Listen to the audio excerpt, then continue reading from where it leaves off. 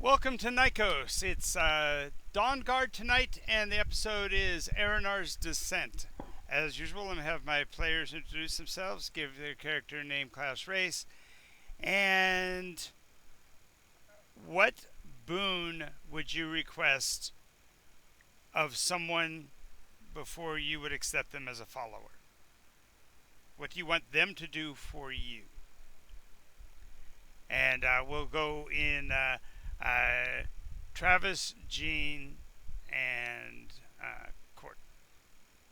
I also want to make a special note of our special guest, Olivia, one of our super fans who has graced us with her presence as well. So thank you for being here, Olivia, and hope we have a good time for you guys. Hmm. Complete with your friends. My name is Traxis the Bard. I often work very hard, so a boon I'd request is accompanying me with the best. Excellent. I'm Issa Mire, Anarlilla, and I am a fighter with archery as my specialty, developing. Um, I'm not looking for followers,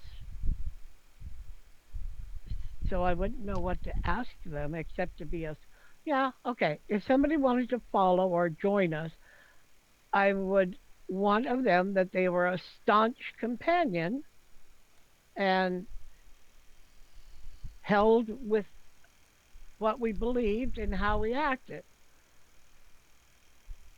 All Which right. is Well, I do believe that we're good.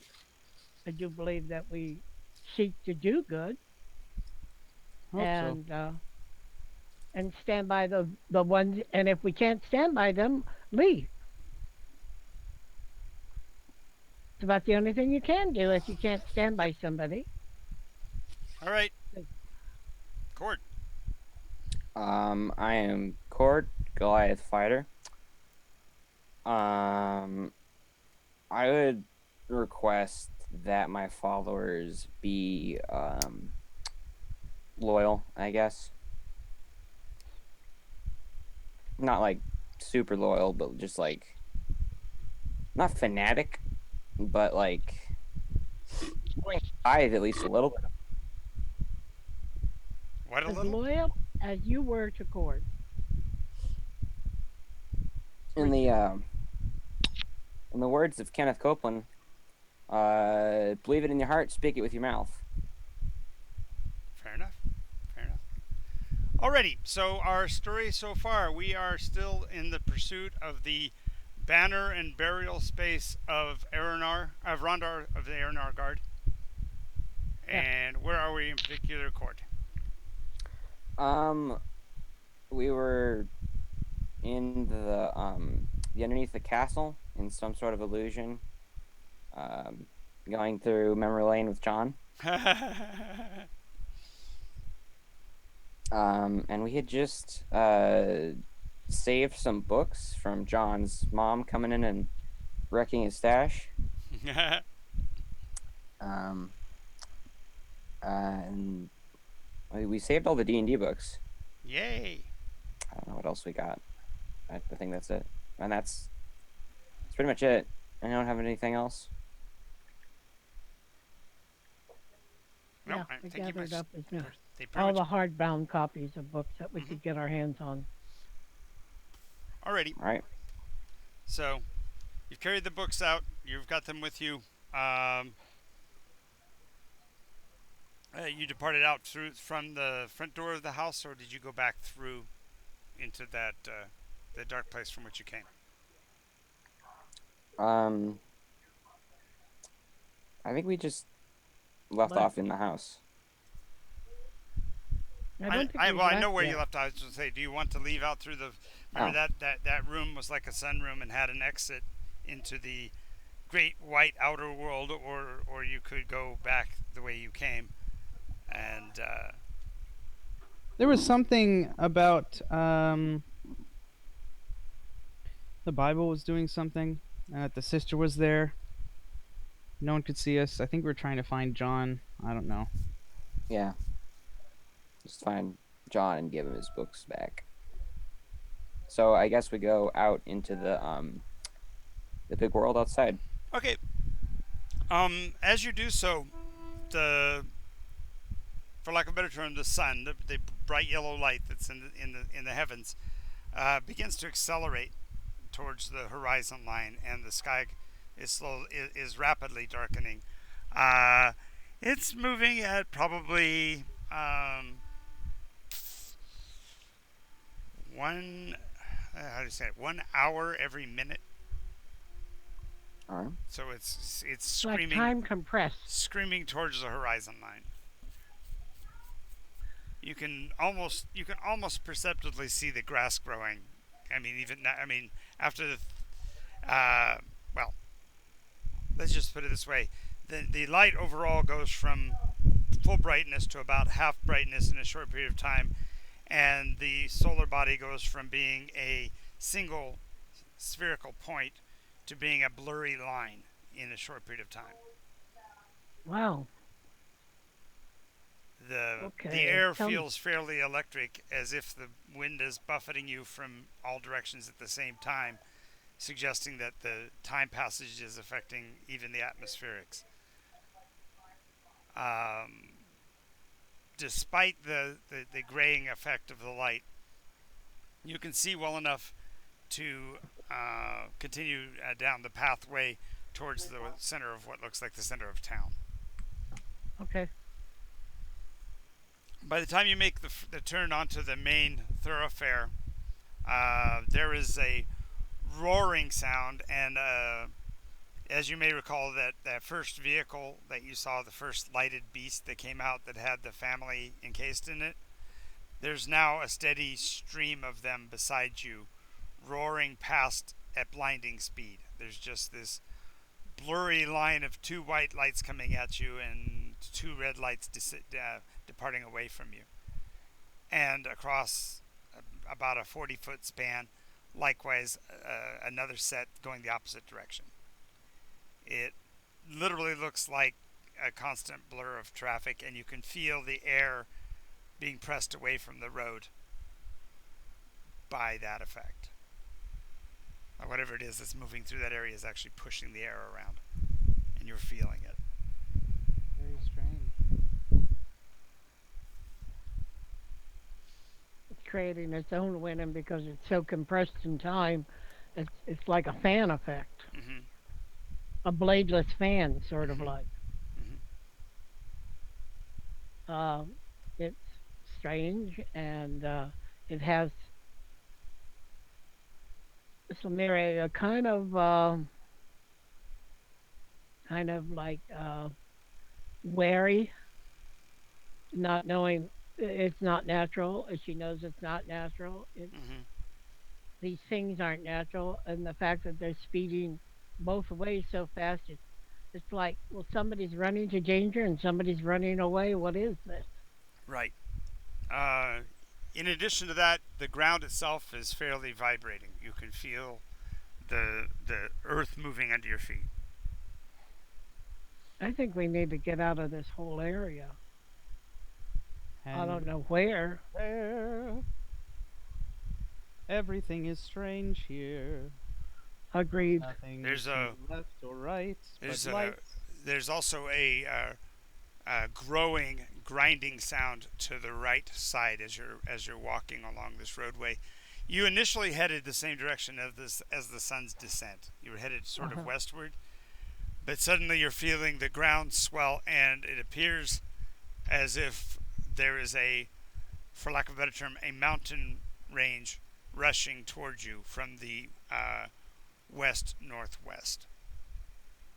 The soil seems to be rippling and buckling, even though there's no physical change in the grasses and such that you're walking on, and yet the mountain range is forming just in front of you. And just when it seems like the mountains would almost overtake you, the solar body slows its movement, and returns to a normal pace and ends up directly above you as it had been, or very nearly above you as it had been when you left the house. But now you see yourself standing in a mountain glade.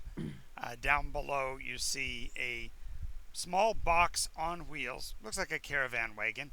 The wheels are black.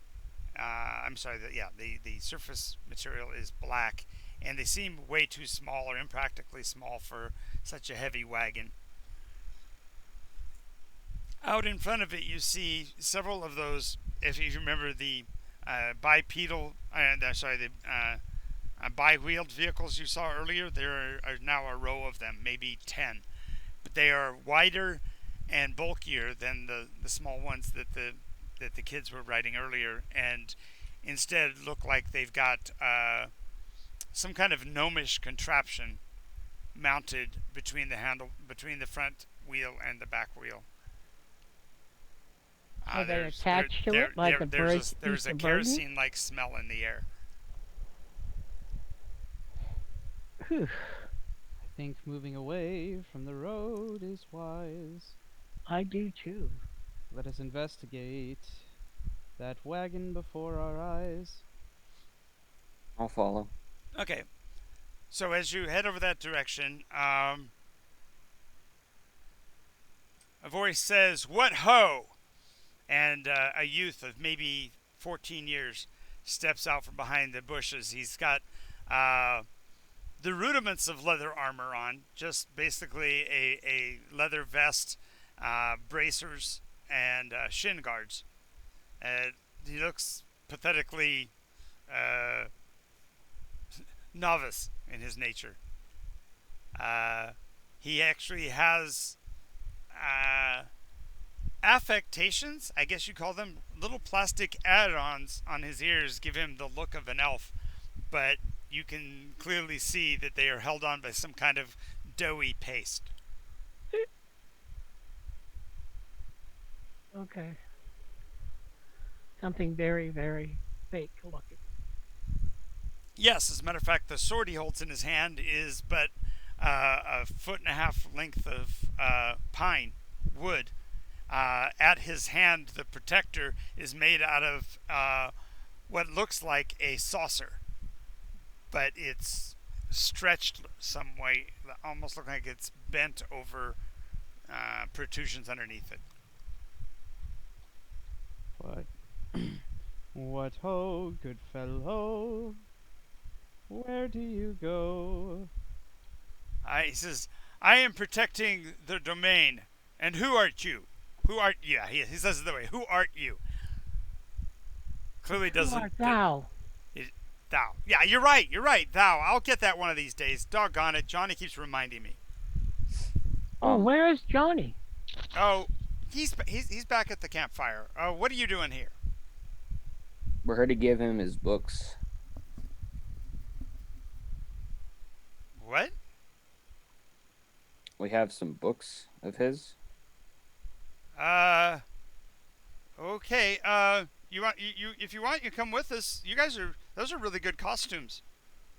Are Thanks. those real? He points at the ears.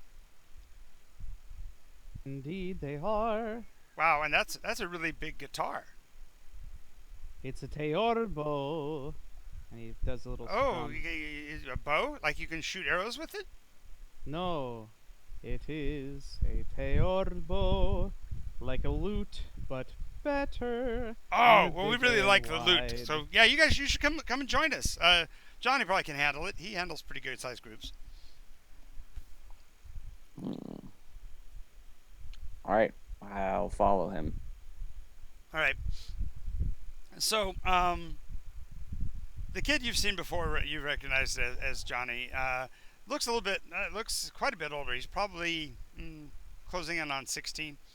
He's got a horrible scruff on his upper lip. It doesn't look anything like a mustache, but he's trying. As a matter of fact, it looks like maybe somebody used some cosmetic to try to darken it Thicken a it? bit, so it's like clumped and stuff. It doesn't look natural at all. seated cross-legged at the on the ground next to the small and just about as pathetic as the costuming is the campfire. They have what looks like three twigs, really, not even full logs. It looks like the kind of stuff that a 15-year-old might think would burn. Smoking heavily in the fire. They're definitely greener than you would normally light.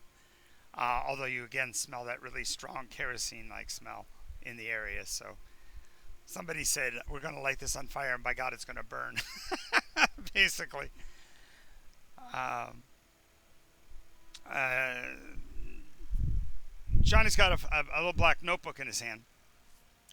Sitting at his right is his little sister, who's looking dismayed, and she's scribbling on her own little notebook as well. And there are three other kids. One of them's probably about 50 pounds, 60 pounds overweight for a teenager. That's pretty heavy, and he carries most of his weight in his shoulders and his arms, giving them kind of a flabby, fat look, even though his body shape isn't quite as round as the rest of it. Looks like a balloon that's half inflated, if you get my mental picture there. And He'll get there. yeah. Beside him is a yellow shocked hair kid. His hair is standing straight up on end. It looks like he probably put like Elmer's glue to make it stick straight up like that. And it's bright yellow. I mean, candy yellow, like lemon drop yellow. It's not natural by any stretch. By any stretch of the imagination. Exactly. And it looks like that's what they're using is pure imagination here. Anyway, he goes, "Oh, guys, you made it. Haven't seen you in a long time." Hey again. I couldn't remember your name. You're Bluto, right? Cord. Cord. Who's Bluto? Oh, no, your name's Bluto. Alright. I couldn't remember Cord, so. I don't like spinach anyway. Oh, dang it! He says you're wise. He says I learned just a year ago from my granddad that the cleverest of men hide their sources the best. But you're on to me. Oh, about hiding things. Yeah, the books. I think we came into possession of something that's yours. Oh, when would that have been? I just got started playing D&D. I just have a natural storytelling ability. I never had any of the books. Would you like them? Well, who wouldn't? And the friends go. The one kid, by the way, the shock yellow-haired kid goes, "I have a full set. I always have them available. Anybody can use them anytime." Johnny just kind of waves him off. I'm confused. One moment, my friends. And Traxxas beckons them away from the camp for a second. Sure. I don't think we went forward, but back. In this boy's time. He But- hasn't had the books yet for his mother to take away. But If he we looked give them younger to him last now, time. he won't have them. If we give them to him now, then they'll always disappear and be given to him in the past. But he looked younger last time we were here. Mm-hmm. Yeah, there's something. No, he didn't. Yes, He he did. was You never younger. saw him. Right Oh, before that's- the tornado? You saw his sister. Yeah, no, but no. the tornado, and then we skipped ahead forward Right. in their house. Oh, Remember the house changed? alright. Forgot Bedroom about changed and everything after you got hold of the books. that. Alright. I'll take your word for it. It doesn't mean that his full assessment is correct. That is an interpretation. So I'm just saying don't throw it out just because it was an interpretation. It's there's merit to it. That's what I'm saying. Mm. While you're Um, since you did separate yourself a little bit later before you rejoined the group, Johnny comes over and goes, "Dude," he says, "you got the books? How'd you get them?" hmm. What was playing on that tube last time we were in the house? Oh wait, that was before the books changed. So never mind. Oh, that's okay. Mm-hmm. He says, "Yeah, they those books. Well, there was that break-in, and they stole all the stuff from the house. Did you buy it from the thieves?" Um, No, in we don't. sorry. We found them in a box, Oh, being hmm, loaded into a van. hmm. We saw your name and knew they were yours. Or at least they should be one day. Well, that's a weird thing to say. Can I look at them? Sure. Um, Which No. one? sure. I'll pull out the monster manual if I have that. Bingo. Perfect choice. As he takes it from your hand, he says, "Yeah, I used to have one of these. I colored in some of the pictures, and he flips it open, and sees that they've been colored in. And he flips through several pages and says, "Oh my, this is my book. This isn't just a book. This is my book. What, I'm you not sure. you didn't steal them?" No. We found them in a box being loaded into a truck by your mother. Oh, okay, okay. He shakes his head. All right. So We thought you might want them back. yeah. I can't right now. If you didn't notice, we're not home. This is a campground. Can we Oh, maybe have you bring those back to me later? sure. What time? Hmm. I don't know. Maybe after I finish my degree in astrophysics. How long is that going to take? Hmm. Well, considering I'm a freshman in high school, well, I'm going to my sophomore year. Probably 10 years. All right, we'll see. We'll see you in 3. I believe in you, kid. Good luck. He says, "Oh, by the way, you asked me about Rondar, right?" Yes. Yes. Still haven't found him. Still haven't run into him. He says, but I have the nation he's from. He's from Aronar, right? Yes. Yes, he's a Mm-hmm. member of the Aronar Guard. There you go. Uh, doing war with Florin. Have you heard of Cord, the great and powerful? Mm, yeah, he just told me his name is Cord. No, I'm talking about Cord, the great and powerful god. Yes. Traxus winks at Cord. He goes, well, there is a book out now that wasn't out before. I'll look into that, called Gods, Demigods, and Heroes. I should be able to get back to you when we see each other again. Oh, Books are meaningless. What's in your mind is the truth. darn straight.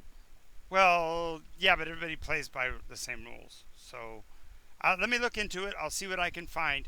I haven't found anything in in the primary books or anything like that. But I'll If you definitely. like to tell everyone else's story but your own. He looks at you and goes, "That no, you don't understand. It's there's so much to explore already. I mean, literally, even if the computers today could handle all the data in the Library of Congress, there would still be more to read and learn than what they can save in a computer. So no, I'm gonna keep reading and keep discovering. But thank you for that. I'm sure that we'll be able to come to an understanding once I have a real good grasp on how the game works. And then we want to really mute this maybe because we don't want to hear about what's going on about the United States of America wanting Is there a anybody nation about the that's on the news right now? things and Yeah, let me see if I can find the. something Got to about get to the on the buttons in. telephone and Yeah, it's well, I'm looking for the there. button. I'm looking for the button. Telephone, it's It's there. gone. Okay. Very epic. You're welcome for the brief uh, contemporary news that we gave you. Yeah, that was Viewers. Yeah. Alrighty, so you guys want to stay in for the game? Because I'm sure you'd fit in really good with my crowd. Sure. Let's see why not. Oh, hello, Castrack. I've been here the past 5 minutes, by the way. I was in a tree and nobody noticed. Oh, How could we notice, Kasarak? You're a druid.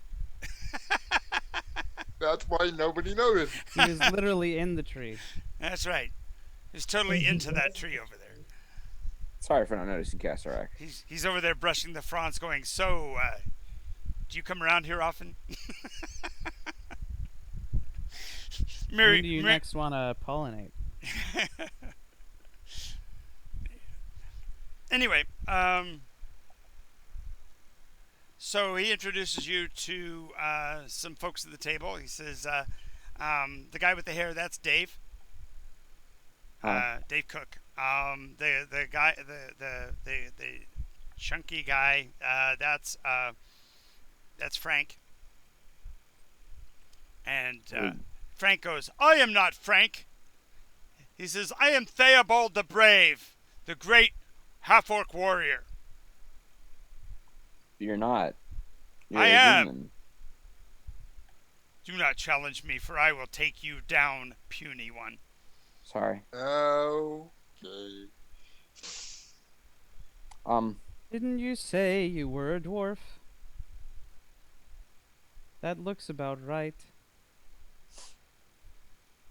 Got him. You have an issue with height.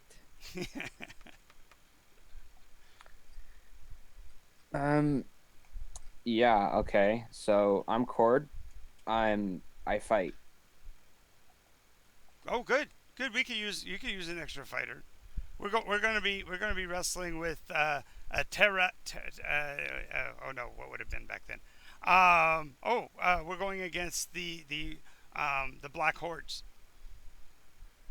The Black Hordes. Yes. Cord will look around. When are they The, coming? the silent ones. When And are they coming? Dave Cook goes, and I'm Scrog. But I chase women's. oh, Say, what's your name, cutie? That's one heck of an elf suit. Of course, Gene's not here right now. He's got a real good costume. oh,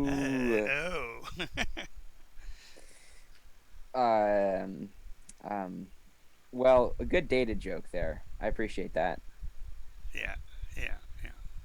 So, anyway, they go on and talk for a little bit. And it makes no sense to you because they're spouting out things about Thaco and rolling little tiny stones on the tabletop and calling out and shouting numbers and such. We'll recognize some of them. Yeah. We have dice. Well, it's just when they say, brutal frontal attack and then they roll a die, it just doesn't. You're like, what? Traxxas gives them all bardic inspiration.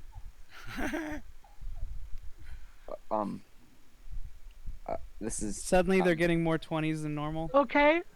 Sorry, for some reason I was muted and I didn't realize. And when I came back on, I unmuted myself, but I couldn't talk. I mean, I could talk, but it didn't light up. We weren't hearing She you. would have said, "Isn't it just a wonderful costume?" but E. But Izzy, what? Lord Cord, isn't it? It's of course. not a costume. You're. Oh.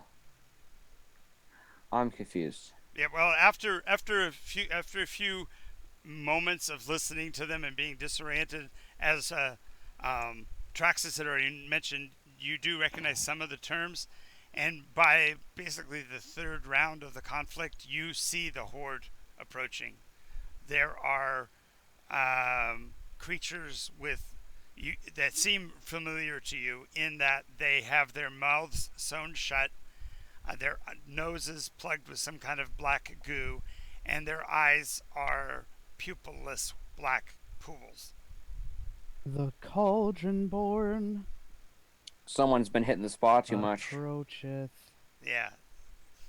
Um, so the group, including you guys, are now surrounded by a seemingly innumerable horde of these cauldron born. Well, I And, wouldn't let them surround me. well, the I keep situation. on moving out of the way until I No, can no, keep.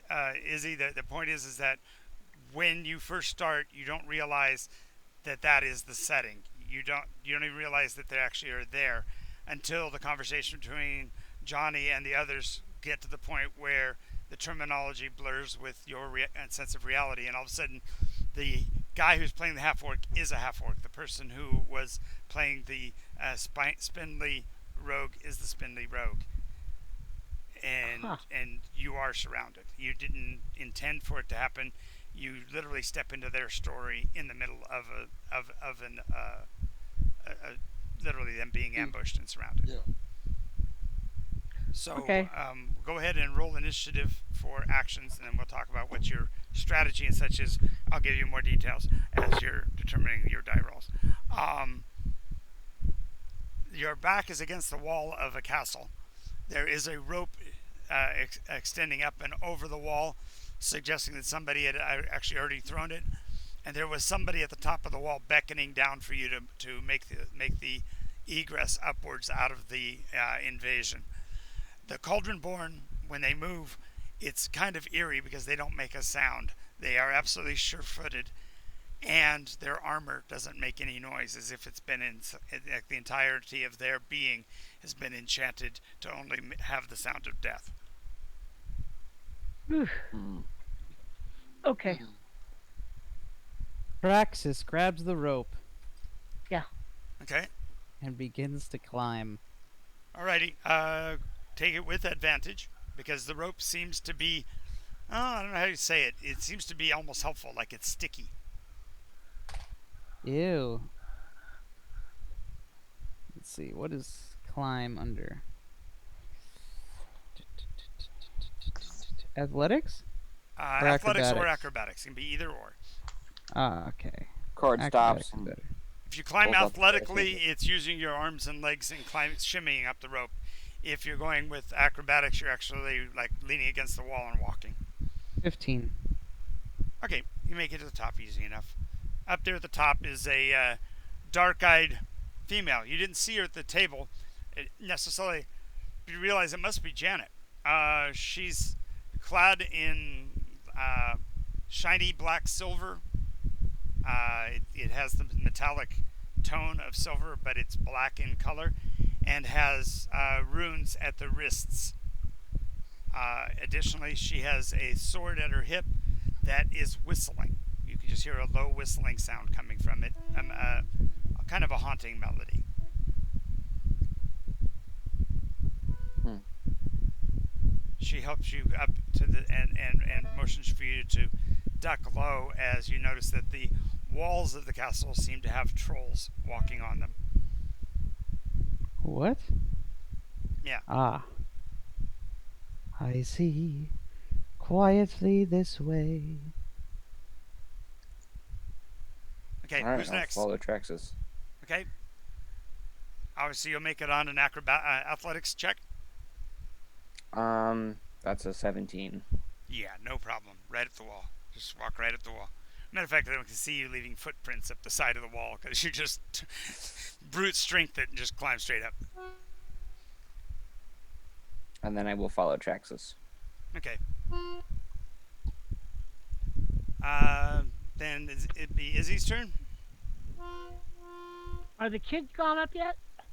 No, they're actually fighting against Oh my god. The half orc actually stepped forward and engaged them brazenly, and the halfling is off to his side and taking opportunity to backstab when he can. Well, she's not going up until she can free those kids.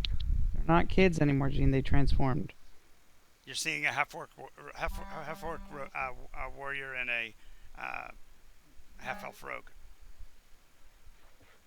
Yeah, but two against how many? That's okay. Go without me. It's my rope. I'll be fine. That's the half orc. Okay, she just climbs up the rope. Okay, as you climb up the rope and you get to the top, you look over your shoulder, and literally as soon as you were 10 feet off the rope, the rogue was behind you, and so the half orc just stands at the bottom, and as he stands at the bottom by himself, he yells out "Levante." Don't know why he used that for a command word, but he yells "Levante," and his sword leaps from his hand, and he climbs, the sword staying and fighting without him. And Okay. Oh, he climbs up the wall, and when he gets to the top, he goes, Victus! And the sword comes flying up to him. Very nice. Thank you. But she takes some of her arrows and she starts shooting them from up here. He goes, save your ammo. We're going to have to deal with the trolls. Wait a moment. What about those down below at your gate? What about them? It's in the rules in page 126 that if you defeat an opponent through strength of will and intelligence, it counts as if you have received a victory. So it's as if we already won the battle anyway. Only that were true. In meta. I'm saying that in meta. Indeed. This will mirror. What's it? Traxus. What is going on? I don't know. They're in a world like where we used to be. But clearly they think of it differently than that you was and clever. me. Clever boy. Anyway, as soon as he says that, by the way, when Dave Cook says that, and he closes his book with absolute authority, the look on Johnny's face kind of crumples a little bit. But sure enough, you see behind you the entire horde of the undead things vanishes, like in a wisp of smoke. Where is Johnny? Johnny, you don't actually see him. You more hear him as the voice starts to intone more detail about the space ahead of you. It's the wall that you're on is a curtain wall between two fortresses, if you will, buttresses, and in particular, the one to the west of you has a gatehouse attached. The one to the east of you is a standalone and has a tower rising off of it going straight into the sky. At the foot of it, however, are two rather menacing looking trolls. They are, oddly enough, wearing what looks to be 1920s-ish, 30s-ish zoot suits. Broad-brimmed hats and gold watch chains. And white wingtip shoes with black tips. I hate these guys. She just stares in amazement. It's like somebody took the world and twisted it. Thanks, Olivia. Glad to have you with us. All right. Good night. Is Kassarak here? Yay, Kassarak. Oh yeah, he's not quite up yet because he. Yeah, he kind of hesitated. He's like, he would be the next one up on the rope, because the barbarian, the guy who let his sword go, would have grabbed the rope and realized you were still there, and grabbed you under his arm if you didn't move. He's like, go, go, go. Okay, I'm gonna try and athletics. Okay, well, as soon as you reach for the rope actually reaches for you as well, Kassarak. It's an elven rope. Okay. It wraps itself around your wrists and basically helps you up. Okay. not going to argue with. Thank you, Thank, Johnny, for helping our friend. As soon as you're up and out of the way, as I said, uh, there, Black yeah, horde the melted orc away. vaults the wall, and as he does, he winds the rope up, and he looks over at Kasserak and says, "You're new too, aren't you?" yes. Oh, well, you probably need this more than me, and he hands you the rope. He says, "I've been on a few campaigns before." Yes. So you have a rope of the elven kind. Okay.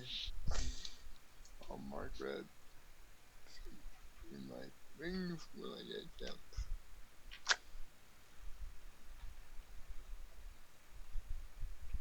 All right. All right. So once the swords once the half orc gets up there, half orc turns to you, Cord, and says, "So are we gonna frontline this or what? You want the Okay. one on the left? I'll take the one on the right." All right. Says, "How are you for stoneskins? Stoneskins. Yeah, you set up. The usual routine. I don't know what Stoneskins is. Well, he goes, "What? We Whoa! You didn't see the chart in the back of the DM's guide?" No. Praxis Johnny- opens up the DM's guide and starts to flip through. Johnny goes, "You know you're not supposed to use that book. That's only for game masters." Dave goes, "But I GM sometimes too. You know that because you've got that Bard Shakespeare in it. Remember?" Hmm. I. Um. I. we Look, don't have a magic user with us that has that spell. Oh, okay. Well, well, neither do we. But I do have a scroll. Want me to use it? well, Johnny says, "Well, remember, you only have a limited number of those, and you've already used 2 of them. So, you know." Keep it for yourself. I think he is well equipped to handle danger. You think so, Cord? yes. You think you're okay? Very. I don't think I'll need Stoneskin. Alrighty. So you're gonna take the one on the left. I'll take the one on the right, or you want the one on the right? Left's good for me. Yeah. Johnny usually sets with the bad guy out. The one on the right hand's almost always stronger. So you probably want to go after the other one anyway because it's safer. I wouldn't want you to get killed on your first adventure. That would be kind of a bummer. All right. You're in charge. The half orc kind of chuckles. Goes, "That's right. I'm in charge." He goes, "In charge. Get it? In charge." And starts running. Starts running towards the orcs. Starts running towards the trolls. Praxis plays a wah wah wah wah. Nice. As he takes off running, you're gonna pursue him to go after the other one then, Cord? Yep. Okay. So as he Can- does, you Can hear. I have my Tasha's hideous laughter just be like a 1950s laugh track? Sure, why not? That sounds Just, hysterical. then turn it off really suddenly. Yeah, I can see you having like that and like a cricket sound effect and things like that. You Yes. pluck on like 2 strings of your teorbo and make it sound like a cricket. I just tuned one of the strings to be cricket string, because I have so many extra strings. Right. So you just go bleak, bleak, bleak, bleak. Anyway, as you charge towards them, there's a horrible sound of as a murder of crows lift off the tower above and fly into the sky, creating a cloud. There are probably 200 birds, and they turn to descend on the party in general. There are a few of the remaining Cauldron-born are feebly trying to climb up the exterior wall, but are not being very successful. And the sound of the engagement seems to be drawing the attention of the other tower as well. But they're not going to be able to be in range to engage you at this point, and you haven't even seen anybody come out of the lit doorway in the other tower. So what do the rest of you want to do in reference to the battle with the trolls? Try to figure out a way to rig a flame arrow. Hmm. Because I I'm know gonna. just poking him with an arrow is not going to be terribly successful. How about you, Oh, Kasarak? Cataract is going. I'm gonna try to slow them down by casting an entangle spell. Okay, realize an entangle. Okay, when you say that, Johnny goes, as you may recall, an entangle spell is an area effect and triggers against both friend and foe alike. It covers a distance of 30 feet from the caster's targeting position, and that has to be no less than 30 feet from the caster. Hey, John, it yeah. sounds like that hurricane's coming back. Okay, I moved back. Sorry, No worries. the big cooler's still not working right, so I'm making do with what I got. So, when Johnny says that, he'll just kind of make a thorn whip appear What's in his that? hand, and That's cool. Who wrote that game? Who wrote that adventure? um, uh, uh, um. Just in time. Oh, okay. Don't know that company, but okay.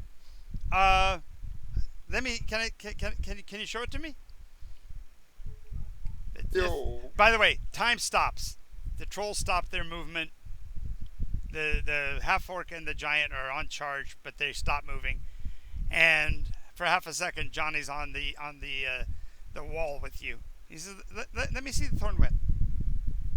he'll kind of make it extend out towards one of the trolls, even though. Oh, okay. It couldn't reach from here anyway. No. I mean, can I see it? A spell. Is he reaching out his hand? Yeah. Yeah. He'll try and get the thorn whip to wrap around, even though Catherine knows that it won't work as once the attack is. But he's trying to humor him. No, he's not asking you to. In meta, Scott, Johnny is asking for you to hand him the thorn whip, not to show it off. Yeah, he's going to try to hand him the thorn whip, but then the spell He goes, would. no. He says, what page is it on? What document? It is page 42. Okay. What? How do you know that, a Kasarak? Page 42. Great. What are its attributes? It goes off of wisdom as a base. When you say that, Dave turns to you and says, "Dude, he's wanting to know, what dice it rolls and what its range is. The stuff that comes in a spell." 30 feet range, D8 damage, and if you hit, you can pull enemies towards you. For half a second, Kasarak is not there, but Scott is. Huh? A man in a chair is sitting Right. there where Kasarak once was. Yep. Kasarak transforms for half a second, and Johnny doesn't even bat an eye. He takes the sheet of paper from Kasarak, basically his character sheet. He goes, "Oh, okay," and hands it back. As soon as he does, you're back to who you are. He says, "You don't have range for that right now." In the meta of the meta, I have a question. Sure. Mage Hand, because the Cauldronborn are crawling up the wall, right? Yes. And Mage Hand in 5th edition can lift up to 5 pounds. Would I be able to 10. use the Mage Hand, whatever that is, use the Mage Hand to pull off their hands on the wall and give them disadvantage on climbing? Mage Hand can be used to interfere. Yeah. Cool. You can only interfere with one target, but yes, you could basically. I'd say I'd poke them in the eyes, but I don't think that would work. Actually, Johnny would probably would allow it at that point, even though it's not in the rules, because that kind of thing's kind of cool. I try to unsew their eyes. Yeah. No, that can't happen. There'd be empty I orbital get a sockets. seam ripper and I go to town. Yeah, exactly. So, as you, so once the action resumes and you're back charging again, you notice that the trolls are lifting from their arms. They actually have like a violin case, and they're unpacking what looks to be a wand of some sort, about 2.5 feet long, and a What sorcery is that? pie plate. And they're pushing the pie plate onto the wand at about the midpoint, with a satisfying clicking sound that everybody on the planet would recognize except for you guys, as they bring the wands of automatic missile fire to bear. Johnny says, "Okay, both you guys roll a 20-sided dice."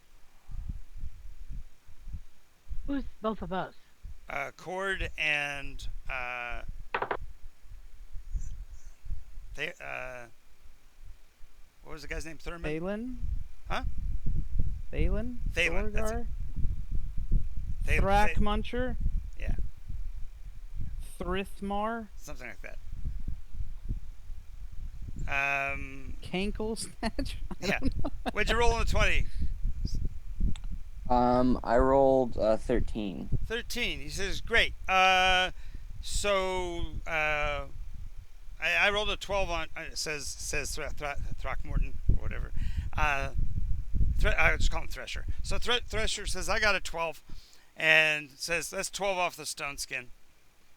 And he says, okay, hey, Drifter's with us. So he says, okay, so that's you didn't have stone skin, right? I did not have stone skin. Okay, so go ahead and roll the 13 d4s, please. Okay. Plus 13.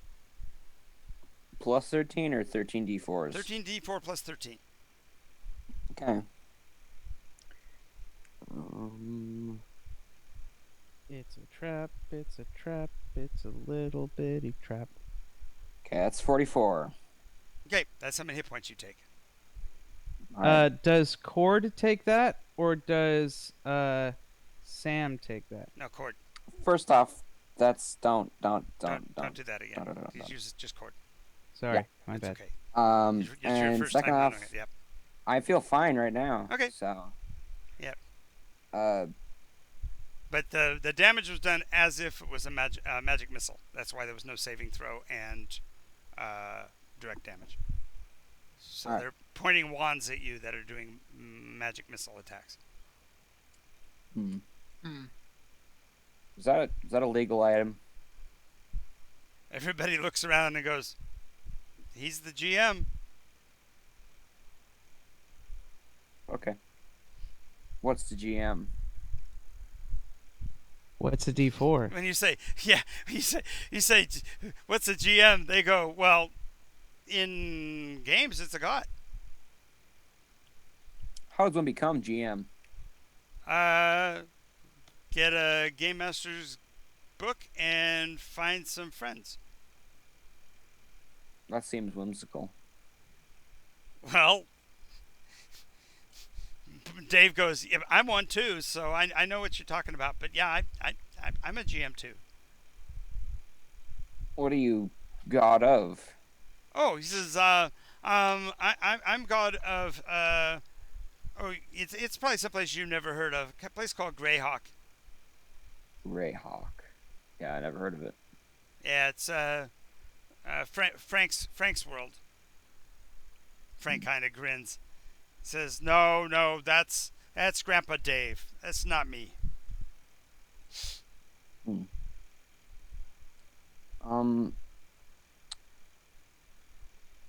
I don't think I could become a GM even if I tried. Both Dave and Johnny go, wait a minute, and all of a sudden you're back to the campfire with the kids. What are you talking about? course, you can be a GM if you want to be. Um, I'm gonna hold out the GM's guide. Could you show me? Well, sure. That's a really pretty one. Is that a first edition? Yep. And he hands it to you, and he flips the cover. It's got Johnny's name in it. He says, "You've been holding out on us." And Oh, sorry. Johnny looks really surprised. Yeah. That's my book. Of course I've had the books. I've always had the books. And he points at his own head. Right here. Page 108. That's where the combat charts start. If you look it up today, you'll still find it there. I believe in the Cuckoo, cuckoo. So, Did you hear that bird? I think it flew away. yeah. So I just open the book up Uh-huh. and do what with it? Is there some sort of ritual? Ritual. Yes. No. You probably want to read it. There's a lot of good information in there. I mean, there's information on pantheons and building followers and building leadership and establishing. He says, "You're a king, right? Last time I checked, yes. And you as a king, you have a vassal army. I don't know. Do I? What do you call your 6,500 followers? Like, mercs I paid to join me? Mercs? No, I think you'll Yep. find that the 650 core ones were your original followers that would have followed you without any money. Oh. Okay. Furthermore, in the DM's guide, there's an entire section on how you gain additional followers. Would you mind if I look through it right here? Feel free. If you need. The point here is, Cord. If you're a king, you should run your own game. It's your world, right? Do you mean it's like telling a story? Well, it's just that when you get to a certain point, sometimes the story gets bigger than the character. Do you think? Do you think the history of I don't know, America was all done in that first generation? What's America? I suppose not.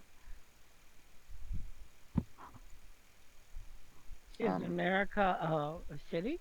Okay, so I'm going to stop at this point and just do a quick meta. Cord, if you're frustrated with the character development and pursuing this, I'm totally with you, because it's difficult to do this part if the player doesn't have a real aspiration for it. If what you're looking for is the adventure of killing monsters and such, you don't have to pursue this from the god standpoint any longer. That's a mission for when you're ready for that. In the case of Miri, she wasn't ready for it either. That's the reason why she had to have time to go and build her own story off of the map. Okay. So if what you want to do is continue following the primary story of Nikos and all of that, dealing with the aliens invasion and all that stuff like that, you could do that with another first level character and start another and just let Cord do his thing. If, on the other hand, what you really want to do is pursue this, then we will pursue that angle. This storyline was intended just to bring you to the point to realize that when you reach the point of godhood in Dungeons and Dragons by the D&D 5th edition rules, at 20th level the characters retire. There's no more story for them. That's, I think, one of the reasons why we lost Jace, and more than likely also why we lost Ralgrim in the long term, is that they had reached the point where their story couldn't pursue any further because there aren't any rules to handle it. It's not made, that tool D&D wasn't made to go any further. So you're proposing I retire Cord? Not retire him, just let him go do his thing, which is this process of finding Rondar. So that when we decide to pull him back out, which we're going to do because Miri's going to come back too, and Umara hopefully will come back too. We can then pursue that story with those characters in a system that accommodates that kind of play. All right, it sounds good to me. I'm willing to let Cord go off on his own and make a new character. Well, I want you to I want you to realize that that does not end the character's story. I don't want you to feel like we're making you dump a character or whatever, but I real. think, if I may, Sure. sorry, I didn't mean to interrupt. Sure. I think it just means that it feels a little bit like Cord is beating his head against the wall trying to figure out this thing, and he doesn't know what to do. And Uh-huh. I think John's just trying to figure out to know that you, as a player, if you're not enjoying that beating of his head against the wall, don't feel like you have to sit around and enjoy that. Because he can beat his head against the wall forever until he finally breaks through and becomes a god, but you don't have to spend your playtime doing that, if that makes sense. Because it makes cool. sense for Cord to be frustrated in figuring out how to be a god. You just don't feel like you have to spend the months and years doing that for him, you know? Well, um, the one thing that's kind of holding me back is I just hate giving up on things that I start. To be honest, Okay, so let's go with the what I call the funky winker bean time but warp. on the other side of that, it's gotten kind of grindy. To be honest, Yeah.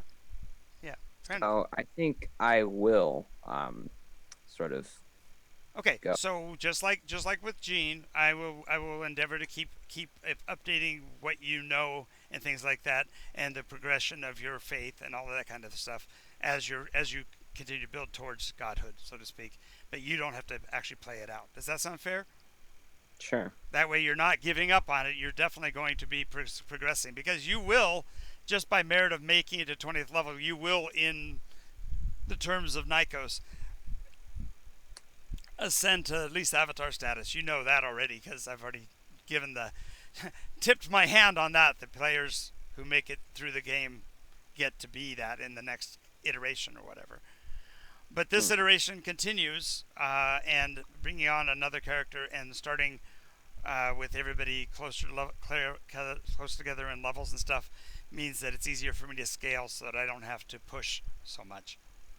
Does All that right. make sense? Sure. Alrighty. It's like what I'm doing. I keep in contact with him of questions I'm asking and what I'm doing. Well, and we'll And even make that a part of the Dawn Guard as I will do updates on the progression because there's still Rolgrim's icon Iros is still out there doing his thing. yeah, I Uh, know. And my thing is to get to all the temples and turn all the Iros statues into well, Walgreens. that's going to build a rift between the two faiths. That's for certain. But He's not a faith. He never started the Rainbow Veil. Walgrim did. exactly. Yeah, but there's been a schism, Gene. One is taking active control and trying to rule the Rainbow Veil as a religion, as an active god, and the other one is trying to be hands off. And so the active one is the one that's gobbling up all the followers. So he's turning it into a faith. Yeah, and I'm going in and setting them straight. Right. No, Right. I get that. That's what I'm when you say the rift. What we're saying is that there's going to be just two. It's the, if you will, the liberal and conservative interpretations of what Iros said. Because uh, whether you say Iros is not Ralgrim, Ralgrim's not here any longer to defend himself. Oops. Well, I think it's kind of like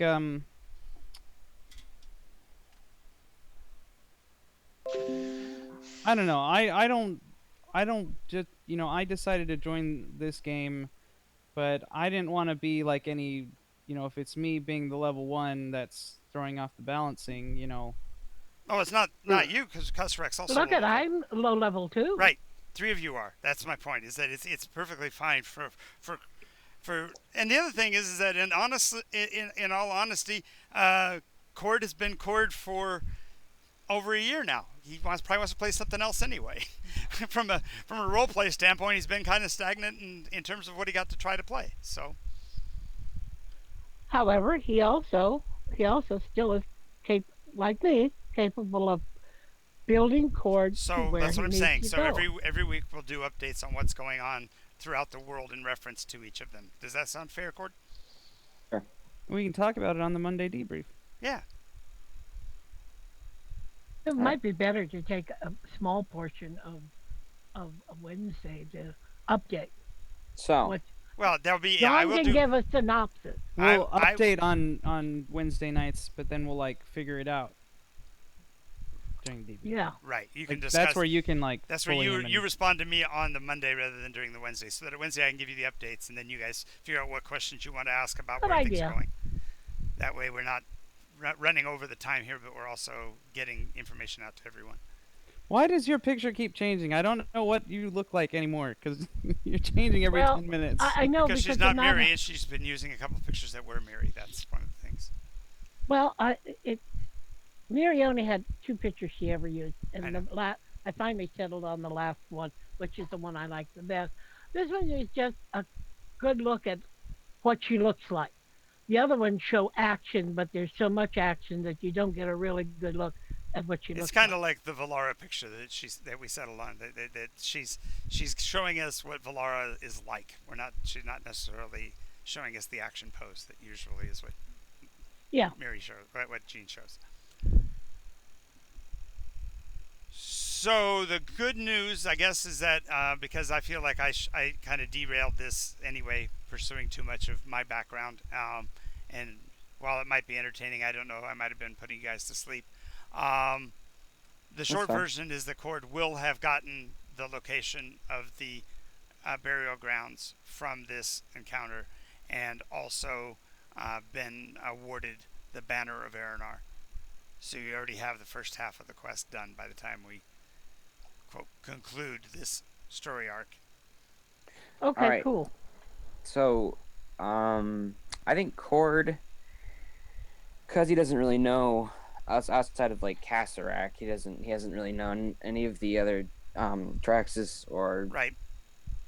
Yeah, is they haven't O been. M or A that much, like more than a couple sessions. So I think Cord is just gonna Thank them. leave, I guess. Yeah, thank them for their time and take the banner and literally step, because I'm going to grant that Cord picked up the ability to step just from the number of times that Miri did it with him. So That's you can terrifying. All right. so you can also put that down as something that Cord has picked up, is the ability to step. So you can go straight back to A Goliath that can blink. Good God. Well, it's not short term; it's long. He's got to step to the horizon, because that's what he learned, is how to step to a horizon point. And no, he doesn't use the gates, Gene. He has to walk the long way, but he gets to do it in huge, monstrous steps, which is appropriate for a giant. Any boot he wears is 7-league boots. Right. You're bounding across the skyline. That's kind of a Okay. cool image too. Running with that hammer. Woof. You're like Thor and Loki merged together. Very epic. All right. Well, More like Hulk, the big Hulk jumps. Yeah, it's the Hulk Kinda jumps, like that. exactly. Yep. Hulk in boots. There we go. I have a character. That was quick. Nice. I've had this character in cold storage for quite some time. Looking forward to this day. Has it Not literally really. been in cold storage? Are we looking in a fridge? Are we going back to the cold food section next to the casseroles? Oh God! Is Kasarak looking in the mirror again? I'm not that chill of a D&D player. No. Nice. I built this character, assembled this character 1.5 years ago. After that close encounter with the Beholder, what was his name?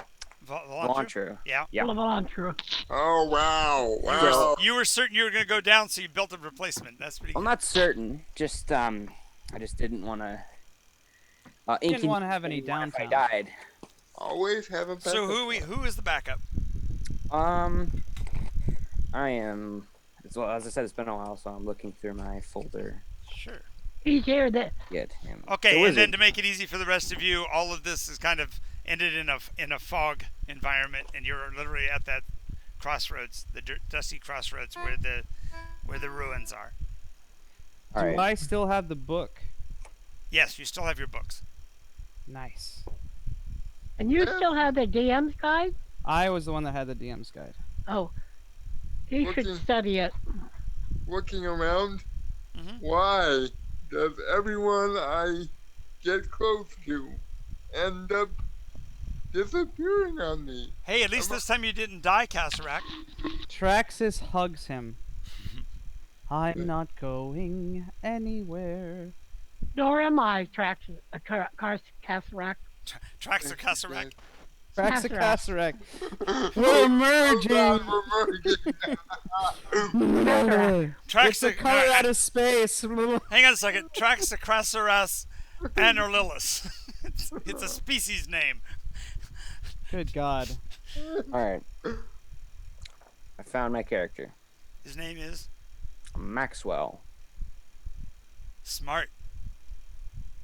And it's a wizard. Nice. What's Casarac? He's a druid. So Yep. he's a bard, druid, wizard, and Fighter Archer. Arcane Nice. Archer. Heading for Arcane Archer. Heading for Arcane Archer. so I'm the front line now.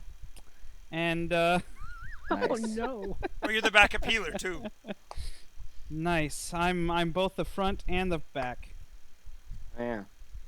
I remember. And your support because you're singing all the songs to give everybody else inspiration.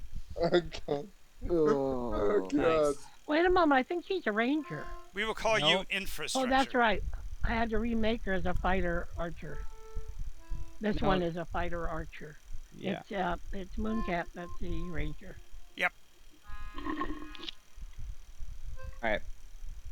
Hey, do we make it the third level at the end of the night? Sure. Why don't we do that? Just Well, I was technically already third, so Okay. Well, you didn't do anything then. You just stayed behind. You were in a tree the whole time. you were in a tree that no. yeah. But Well, I don't think we need to level up because he's just starting out, and we leveled up last time to 2. We had leveled up 2 times ago to 2. No, it was last time to 2. Because 2 times ago was my first session. Yep. And your Okay. first session. Yeah. So are we 2 or 3, John?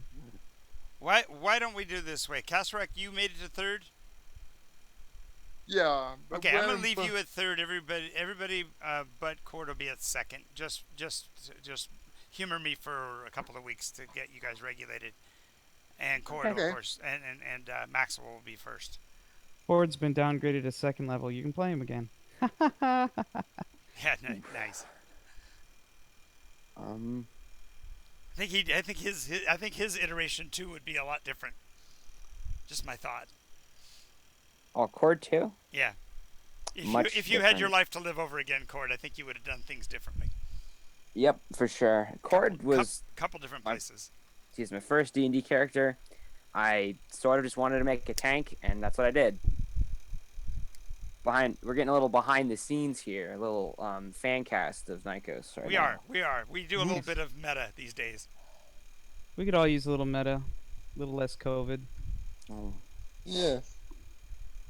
Yes, and of course, if it changes your character in the future, then it's But metamorphosis. he takes off to somewhere else, and now we're left in the middle of nowhere. Yeah. Yeah, I guess- you're on a crossroads outside of Eldrasar. I'm jealous of Scott. Scott actually got to set foot in Nikos for the first time. He got to set foot in Kansas. In Nikos, Yeah. he Yeah. literally went back in Scott- time. Scott got to be Ah. someplace in Nikos, is what he's getting at. How was it? Was it really purple like he says, Scott? More. Hang on a second. I just realized he got to see the amber waves of grain and the purple mountain's majesty. Yes. Oh no. So yes, he's seen the amber and the purple of Nikos. No. Well, you got 8 more colors to go. I don't see how you can have amber waves of grain when the grain would be so badly affected by the color of the sky. Why would it be badly affected? In Kansas? Because of what it's allowing in No, as in visible Kansas. light. In Kansas, Gene. Gene, it's still getting the exact same rays. The only difference is the colors that are being bounced by the clouds. It's still getting full visible spectrum of light. It just looks different, chemically speaking. Right. So right. the golden grain looks like golden grain. The Yeah, it just the gold would look a green little grass different. looks like green grass. Right. It just your perspective shifts slightly. That's the reason why I don't go into great daily detail of the way Nikos is, because you're there, you live there, so it looks normal to you, even if it does have a different cast of light than it would if it was on Earth. But even then, it's like our world at sunset all the time. Our sky does go purple. It's the same thing, but the colors of our flowers don't change. Right.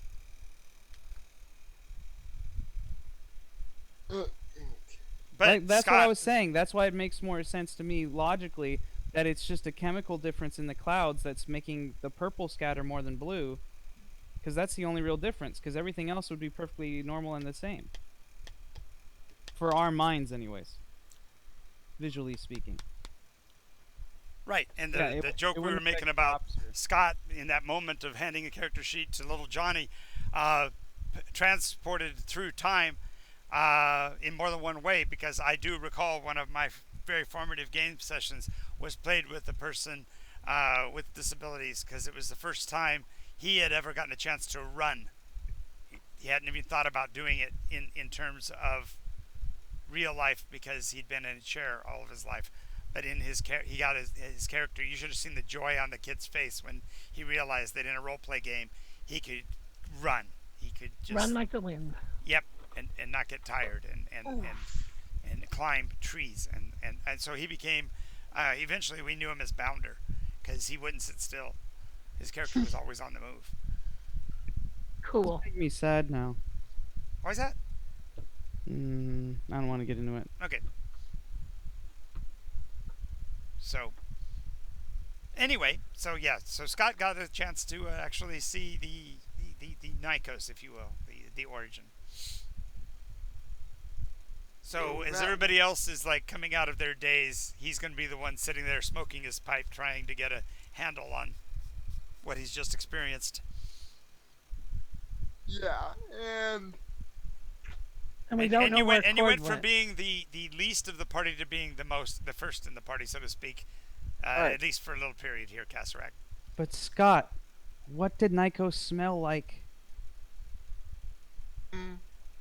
it was a heavy accent of flow at the moment because we were full of heavy odor. You smelled troll? Is that what you said? Yes. Well, just for your note, they wore Brute by Fabergé was the aroma that they wore. They smelled very much like my Uncle Leo. So there you go. Were the Cauldron born really as quiet as he makes them out to be? Quieter. Oh.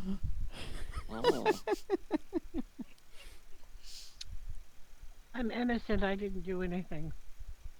It's Tell me not about my it. fault. Actually, the thing that's really funny, Gene, is that your last memory was getting out of an automobile and somebody and hearing a voice say, "The door is ajar. The door is ajar," and the next thing you know, you were in a jar. Remember? Hey, guys, I think I need to do some shopping because all I have is 3 things on my character sheet: a Teorbo, 1 pair of aviators, and a DM's guide. Okay. That's all I got on my character sheet. You didn't get a standard pack? Nope. Nope. I forgot. Didn't write all that down. He just was building the character right on the fly. So. Well, yeah, because I joined in, I was cursed to sing, and Right. that's about all I know. Okay, so we need to go into town and get you outfitted with whatever we have in the way of coin. Meanwhile, Kasarak's still sitting there smoking his pipe, trying to figure out what he's gonna do.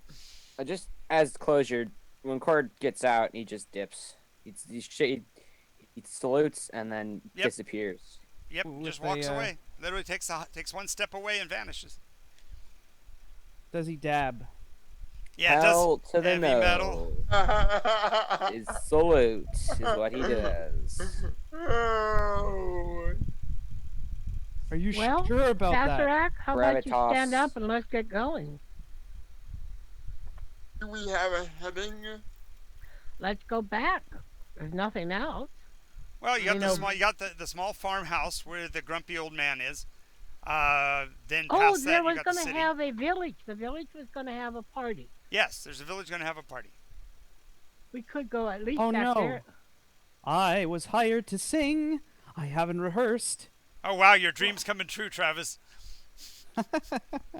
Okay. That was actually Start yesterday. rehearsing. You weren't there. We made do. We hired some guy named Bob. This guy over there with a one. Not Bob, Yeah, he's got a my one. sworn enemy. He's Okay, we go pedantic as back. he is repetitive. Yeah, because he's only got one string on his. He plays a bass. What was it? Bass washboard. Ugh. Come on. From Let's go. from the You'll thrum. earn Disgust. more than he will. If you play, they'll just leave him and come to you. Come on, let's go to the town. And then we could make our way back wherever you came from. Get that thing back where it came from, or so help me. Well, I don't want to go back to where That's I lame. came from. It I don't says- want to get into a bottle again. You can take a lute or any other musical instrument. Well, fine then. I have a marimba. I have an entire electro orchestra in a cabinet on wheels, I want a xylophone. made of the bones of dragons. Oh, that way you already have the built-in poetry of the dragon bone xylophone, huh? Dragon bone xylophone. All alone. What's a good weapon to have with a theorbo? I'm trying to think of a thematic way to merge the two. Thinking maybe like a rapier in the top. Like you grab it and it slides out and it is one of the bass strings. You'd use. No, that wouldn't work because the string has to have flexibility to be So's a plucked. rapier. You could use To be the. plucked, it needs to vibrate on a strings lot of more it. flexible level than the rapier. It's like a fencing rapier. A foil. A foil. Foil, that's the word. Yeah, piercing only. Yeah. Or swatting. It's really good for swatting. Yeah, if you whip it back and shoo. Okay, so what was Max's? Max is a wizard? Classical book wizard or Greedy old man wizard. Yeah. greedy old man wizard? So he's starting old already? Yep, liver spots in the works. Wow. Wow. Are you making some kind of comment about my skin? What are you talking about? No, I'm just an old man. Okay, so, A former businessman. yeah, so the rest of you are Merchant. sitting here coming out of this disorientation, and along the road comes this craggy old gray-haired fellow with I'll grant you a mule. You got a mule, whatever belongings on the mule.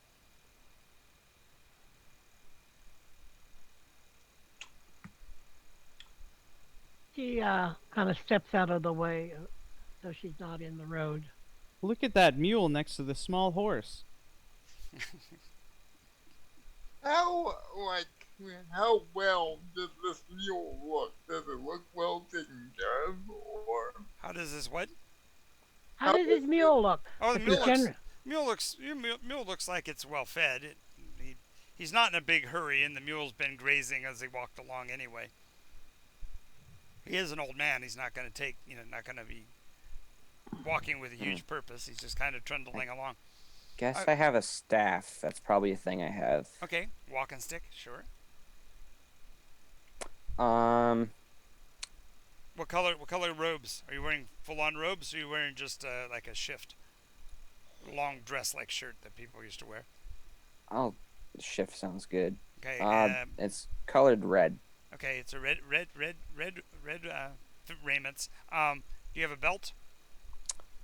Or are you using rope or something else to hold your waistline to carry your garb and gear on? No. It hurt. rope or a belt My or a bad. sash?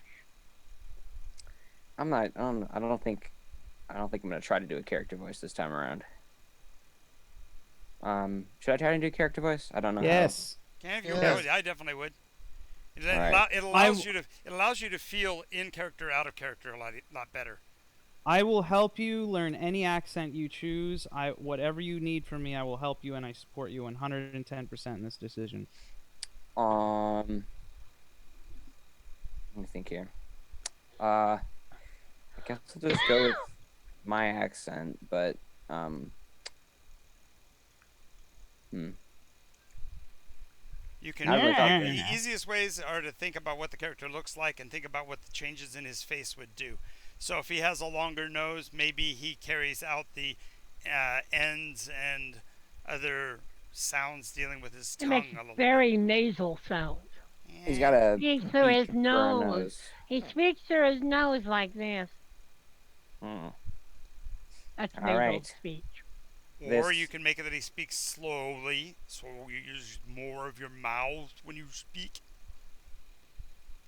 Or he's old, and you kind of crumple your throat a little bit, and you go, "Arr." um um all Don't feel like right. you have to choose right. Oh, that's perfect. How about this? All right, work fine. Arr. Yeah. This is good. Hopefully I can maintain this. The I'll more try this. This is what practice, I'll the try. better. Yeah. More often you speak All that right. way, better. Yeah. All right. Yes. So he's kind of Hello. grumbling to himself as he's walking down the street, probably practicing. I'm gonna talk Goddamn. like this. I can't believe I'm gonna be talking like this for a long time. Good evening, my good sir. Are you in need of any assistance? No, I'm handling just fine, young man. How about yourself? I've seen easier days myself. Been Saying farewell to friends is never easy. What's your problem? He's our bard. No, I know, but BP for Jean. She didn't mean it, but that was hysterical. I feel pained. Wow. No. Don't worry about him. He's just cursed to sing. It's okay. Are you by any chance headed to the festival in the local town? I am headed away from that slum. Oh, so our direction is opposite of yours. Oh, wait a minute. Are you one of those adventuring groups I hear so much about?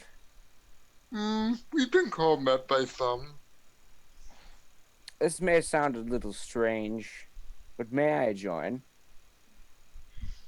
Well, if you go our way, Of course, I don't have any destination in He's mind. gotta come our way. Do you have any qualms about merchants in your group? merchants? Yes, Is that what you are, merchant? I was. So And what I are you? decided to lay it down and take to the road. Life got boring. I wonder why. Yes. It's keeping track of things is tiring in my old age, and I decided I would wanted some fresh air, so I set out to become an adventurer. Well, you're If y'all want to welcome. make an insight check, you can, because it's not really why I I You rolled have- a natural 20. Do you have a last time in mind, Maxwell? last name? Mhm. I don't actually. There you go. And What? Maxwell, Orwell. Orwell? Mhm. Orwell. As in George Orwell. now, As in Maxwell Well. Orwell. Two Or wells. well, I can just see you occasionally saying that. Well. Alright. Well. So what say? I promise I have- won't be a burden. you're certainly welcome to travel with us. And as to how you fit in with a group, that will remain to be seen. Yes, for But now. welcome, and I guess now you're going to have to reverse your course and head back towards that place you were leaving. That slum, as he called it. Oh, that's unfortunate. I know, but it's kind of important. They're opening up a Rainbow Veil temple there. Oh, that's good for them. I've never I really. don't I don't think we'll be there too awfully long. I'm No, I'm going to be no. fine, young man.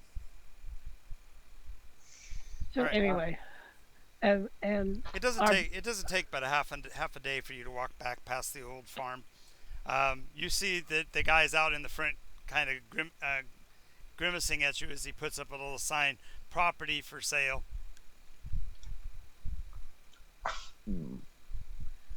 I'm no, I hope that woman is safe from her. What's the matter, Casserac? You look pained as you walk by. it's just a little frustrating. I know Mary meant well, but of course he takes it the wrong way and blames us for. Hmm. Well, he's not. He's not a guy to hold a grudge. He's just going to go back and start his life over again. You you gave him a new lease on life, and he had gotten used to what he was doing before. So the fact that he's grimacing shouldn't carry an extra weight on it or anything like that. Literally, you just met him that day, so it wasn't like, Yeah. you know, happenstance. The the fates smile or grimace at you at any given day. So don't let Don't it fret worry it. your pretty little head, so to speak. And shake your pretty little head. We will show you a good time. Oh no, we're not doing the fire And we dance. don't charge nothing. No, we're not doing the fire dance. Knew where you were going. Let's not do that. All I right. must pick Said you it. up the supplies you need. Did We you need a upset that bedroll TV? and a blanket and extra traveling clothes and He looked upset. flint and steel and a whetstone. It's nothing, just something Maybe a happened. sling and some bullets Pay for a it no ranged weapon. mind. Just something somebody said. That's all. Yeah. Are you ready, Okay. Casrack? Yes, let's get a move on. Okay. So you walk We're into full. town. It is the evening before the festival. They're hanging leaves and branches from the walls, um, kind of tying the season in with the uh, festivities themselves. Brightly colored leaves of all different shades are merged together to create a natural-looking rainbow, if you will. Oh, it's pretty. They are really trying to do a nice job. Um, you do also see there are two vendors there, one of whom is selling tailored goods, and apparently they've heard that there are priests in need of raiments and such, and so they've got uh, those sashes that Relgrim made so famous back in the olden days. The ones that are high and tight to the shoulder, but carry all the different colors of the actual rainbow, including the three extras. Mm-hmm. And they're selling them for a pittance. It's only a silver piece a piece, which of course is seems high, but then again, the amount of labor going into sewing that many different strips of cloth together is still Yeah, considerable. it's high. Okay. Well, she has a silver, so she's going to purchase one. And Sure, and there's a general store, so Traxxas, you can start looking around for the belongings and whatever. And I'll pick up my basics. okay, oh wait, did I have my stuff with me when I was popped out of the jar? yes, Okay. yeah, you and all your stuff were miniaturized, so you had all your stuff. I still don't know how they did that. Like I said, you climbed out of the last thing you remember was climbing out of a conveyance that said the door is ajar, the door is ajar, and you didn't listen and went on through it. came out the other side in a jar. I warned you, the door was ajar. It was a trick. Oh well. Yeah, the reality of it, like I said, is that you in that world were seen as a grasshopper, and somebody grabbed you and jammed you in a jar for the kid. You were Yeah. so surprised by their ability to grab you, since none of your magics seemed to work at that instant, that you were kind of surprised, and so Yeah. And terribly disappointed. I don't know. well, the kid shaking the jar all the time and bumping her head against the inside of the jar wouldn't be any fun. No, wasn't at all. But that So was then, not now. So yeah, I've been out for better part of 2 days in somebody else's weird dream. hmm yeah, I seem to go from one to another. Yeah. But apparently right now we're kind of back into reality, which is a step in the right direction. Or is this our reality? In metaphor? Yeah. Thanks. Well, we Thanks. won't know Thanks, until Scott, for that nervous laughter. Yeah. we get back to where you come from, Pastorak. You probably won't have much of an ability to tell one way or the other. Fair enough. And we can head back that way. By the way, where is that? Be in Darren Forest. You guys have heard of Anandra. Okay. Yeah, All the way over there? that's kind of where I met Miri, and I There, mean, there we go. He waxes poetic and his eyes get a little misty. why can't I stop thinking about her? Actually, we met in Bridgeton in the meta. That was the first Yeah, time when you Yes. came with me to. You took me back to that. yeah, and that's. But Yeah. you spent a lot of time there. Sorry, I'm so sorry. Mary is so sorry that your feelings are so crushed. Not crushed. It was just beyond his wildest dreams. And then you were nice to him, and he thought, "Oh yes, my dreams are gonna come true." And then And then who's this? that guy. Who's shows this guy up. shows up? Yeah, that's still the question. Who and what is that guy? Aiden. Yeah, Just don't think about it too hard, or you'll start hearing songs like Delta Dawn in your head. okay. Moving on. What do you do for fun around here? Oh, we frolic and dance. Sometimes we I remember cavort. back when I could do that. So many winters ago. Oh, well, if you wait till the witching hour, you can still do it here. What's the wishing hour? Oh, It sounds creepy. upon the crossing of the midnight threshold, magics come about that transport you. Where? Where? Here. Oh, you mean they transform you in some way? No, they transport you. I think my problem is the word transport means to move from one place to another. Exactly. Where is it moving us? Here. But if I'm here, then how could coming here be transport? Izzy, Just stay awake till Go. midnight and see. don't try to think about it too hard. It will make your brain hurt a lot. Do we want to be here when this happens? Only one way to find out. If it gives you youthful vitality, then yes, of course we do. Traxxas will come back with his shopping completed. Hooray!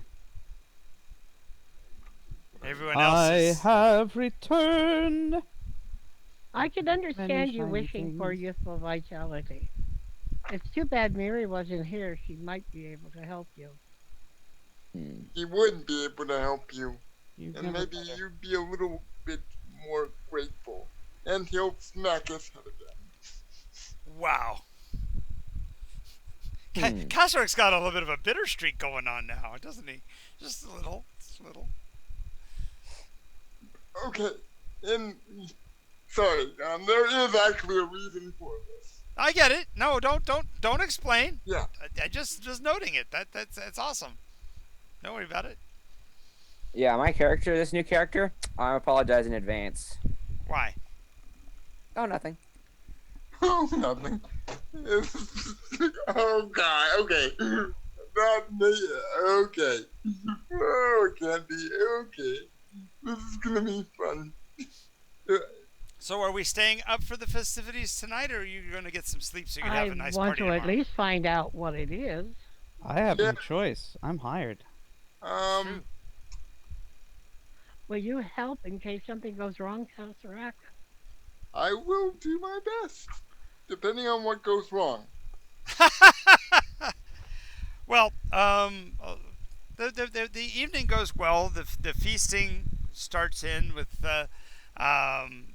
some of the first some of the early fruits that have been turned into wines and various libations, platters of fresh fruit and vegetables, as well as meat and cheese trays. Some of the local styles of cheese are rather, shall we say, colorful, in that they're not the yellows and oranges that you would expect, but deep reds and even some purplish colored cheeses. She'll try them, but it's kind of very small bites. Well, sure, and there is a richness to them and a bit of a piquant nature, suggesting that the coloration probably came from some mixture with mushroom or other funguses to give it the deeper color. Yeah, she asked about the cheese.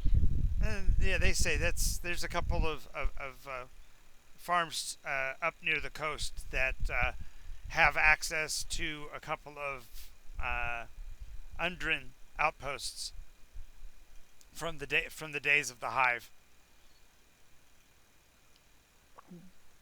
But Are you Undrin? speaking In the of meta, what are those? Undrin? Undrin, creatures from the Everdark. They're Dark elves. They're elves like you, but they live underground. Oh, She said in the meta they're the dark Yeah. elves. well, they're dark elves. Okay, in the meta, they're dark elves. Okay.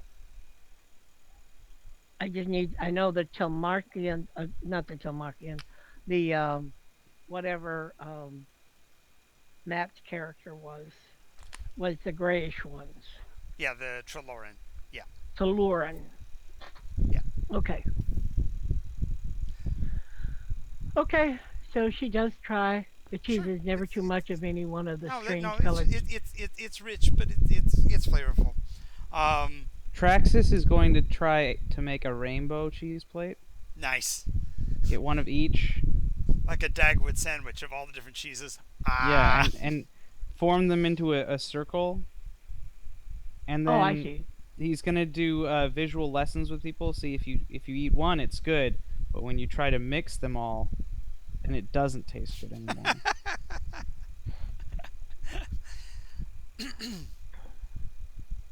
And of course, you can see the guy's gonna go, yeah. Well, if I'm gonna have the thing with the stack with the cheeses, the red's okay, but get rid of the black, or vice versa.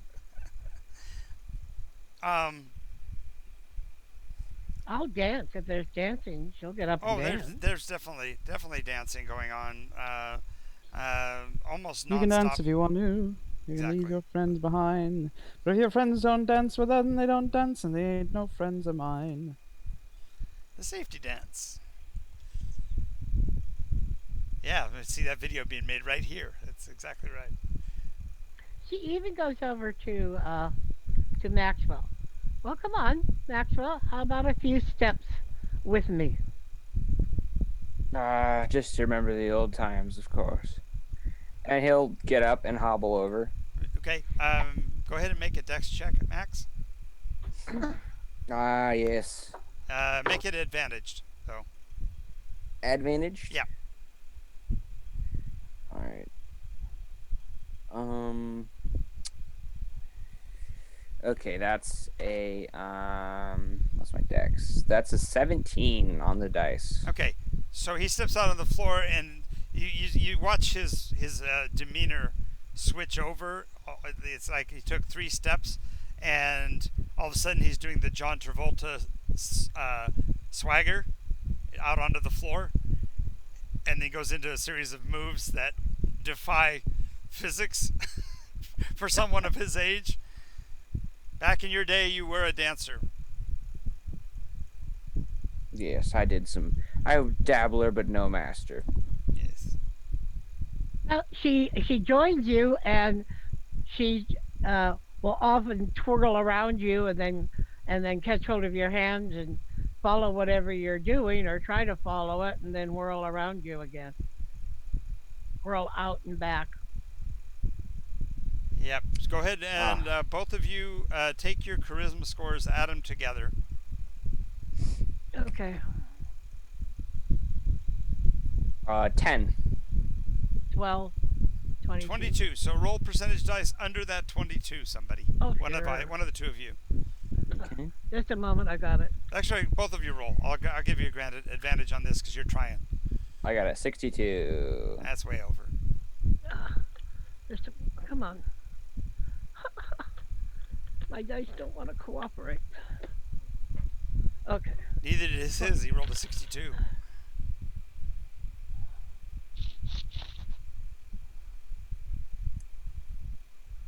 Oh, I can't even read that. I gotta try again. That I can't read that one, but We'll have to get you a dice cam, Gene, so we can just point it down and you roll underneath the camera. okay. I got a 29. Ah. Yeah, it was impressive. She's obviously a little bit more agile than you are.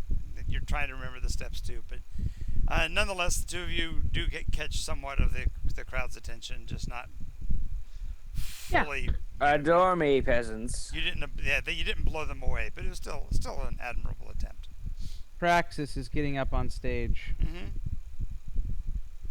and he's rolling a performance check. Sure. I've Ooh. gotten a 23. 23. Nicely done. Gets up there and pulls a Jim Morrison guitar riff or whatever, something really impressive. Maybe with a Teobo, probably more along a Jimi Hendrix line. He just doesn't light the thing on fire. He sings some love ballads in between nice fancy jig numbers. Uh-oh, Kasarak, Okay. charisma check. He's singing love songs.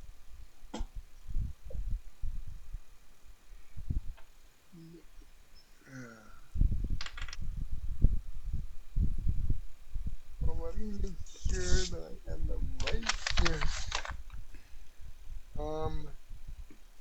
That would be a 20. Okay. You're able to steal your resolve and not sulk too much. The love songs remind you of youth. They don't remind you of her. So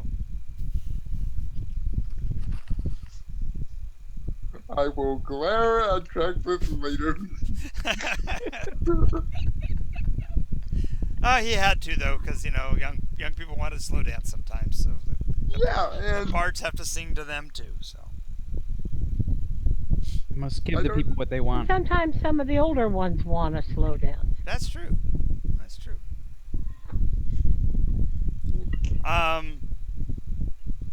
The one person that kind of is surprisingly busy and not seeming to have very much fun is Valus. Valus apparently is the local. I guess you'd call him the ombudsman for the village. Ombudsman. He's trying to make sure everything is going right, and he seems concerned. noticing this I will approach him and just ask, "What's troubling you, Hey, Kasarak, sir?" I'm so glad to see you're here. Well, remember we were hoping that we might be able to have a commemoration speaker, but we haven't seen him, and well, not only that, we don't have enough of the bitter root. Do you think you maybe could help us get some additional bitter root before midnight? I know it's a Sure. lot to ask, but you are, after all, a druid. No, it's no problem. I'll see if I can find some bitterroot. And who was your missing commandment speaker? I may try to find him too. Oh, well, we received just this morning a delivery, and it wrapped up. It came off of a cart. It must weigh 300 or 400 pounds, and uh, the speaker was going to be a guy named Iris, and he hasn't shown up yet. But we're supposed to be uh, presenting this object for the festival tomorrow, and I just don't know what to do because he's not going to be here. Hmm. Let me confer with my party. We may be able to help you. Oh, that would be awesome. Do remember though, I do need about 20 doses of the bitter root. I think I've got enough for everybody else, but we're going to be a little bit short. And I don't want anybody to not be a part of the festival if they want to be. Of course, of course. Um, I will just let me confer with my party, and we'll see what we can do to get the bitterroot. And Yeah, you can just utilize druidcraft, basically. yeah, Basically, it is, I don't see it manifesting as you actually creating the plant, but more likely knowing where to find it. yeah, like So you come back to us? yes. Izzy, we might have a slight problem. Yes. They don't have enough bitterroot for the festival. They've asked me to. What is bitterroot? It's an herb that they mix, use for drinking. What does it do? Just gives it a little bit of slight, not too bitter, but it's used to create advocates. Also, their commitment. I can't talk right now because sorry, Commencement. speaker has not shown up yet. Someone named Iros. Oh, you know who that is. Mary has railed against him. Yeah, Kasarak knows who it is. Oh God. The false rainbow. Okay. Thought it was Iris, not Iros. It I is thought Iris. it was Iros. IROS. Iris. Iros. Okay, Iros. Like Eros, but with an I instead of an E. Yeah. Wait, in meta. Yeah. 'Cause it is him, right? It is him. Yes. They can't put that up there. They can't. He's not the broadcaster. This just keeps getting better and better, doesn't it? Well,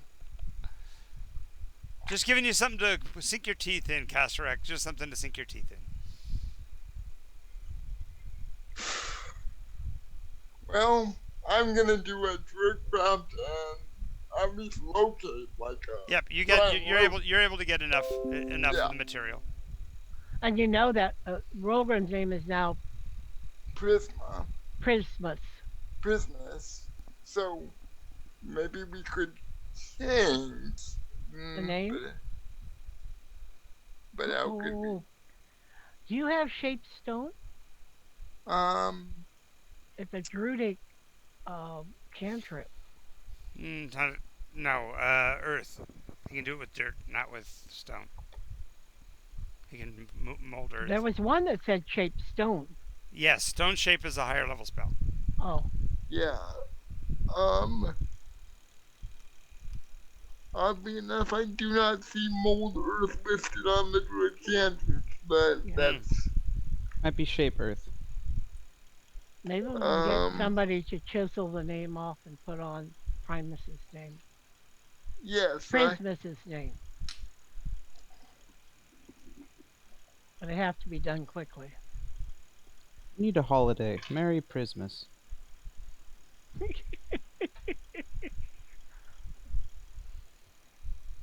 Mary had a crush on him, but it was a celestial being, so it was never even revealed. But she did have sort of a crush on him. Lovely. Oh come on, dear God, his charisma was so hot. Mine's higher. I don't know. By the time he was the No, level he he did. He did. was, He did what Cord did with strength. He did with charisma. He had like at one point like a 23 or 24 charisma, yeah, just for the duration of that spell, and that was when he was doing the broadcast. yes. But so we're anyway, able to, you're able to find. You've got the route. Everything's fine as yeah. far as that's concerned. Um, they of course provide the drinks for everyone for the festival. Um, as they're passing out the drinks, you do notice that there is a mist rising from the creek that runs basically parallel to the main street of town, and it's Uh, rolling across the ground towards the festivities. does this look like an ominous mist? Like there may be something in it, or just a Oh, it's feeling? definitely mystical in nature, but on the leading edge of it, coming towards you, are uh, happy cherubic faces forming in the Arabic? mist. Just Yeah. to say, just to let you know, stone shape is a 4th level spell. He doesn't have it yet. Not yet by a long shot. Mold earth is a cantrip, though. Yeah, say Mold Earth was Okay. so you can move dirt around. You can like lift berms and things like that, cause raised If we do positions. nothing more than take the name off, it'll Or be a step in the right direction. just bury the foundation stone because it's where the carving would be. So just put it so the statue's only visible from that ankles up, basically. Oh, good Yeah. idea. Because the foundation stone is where they put the name and all of that kind of stuff. So you just bury it, and that's easy enough to do with mold earth. Oh, tell the head ombudsman that we'll go ahead and plan it. And I think you could say a few words on behalf of Christmas, the founder of the Rainbow Veil. So these people are at least set on the right track. Perhaps we should ask what the festival is about. It was consecrating a rainbow veil, No, a that's what. No, rainbow that's what's happening in the temple. morning. That's what's happening in the morning. The festival, Okay. like I said, they're merging it with their harvest festival. Ooh. So this is more a celebration of. Life and existence in this place, and they said that it was you would be transported, and you said to where, and they said to here. Okay. So So you said something about she's faces of in the two mist? minds I whether said she I wants. said that as the mist is rolling in, you can see Yeah. happy Arabic.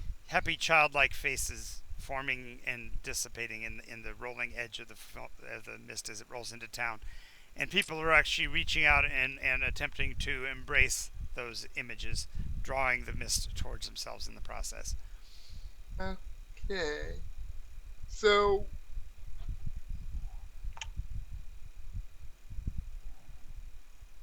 trying to figure out what to do here. My first reaction is to try to get them to stop because I don't know what the.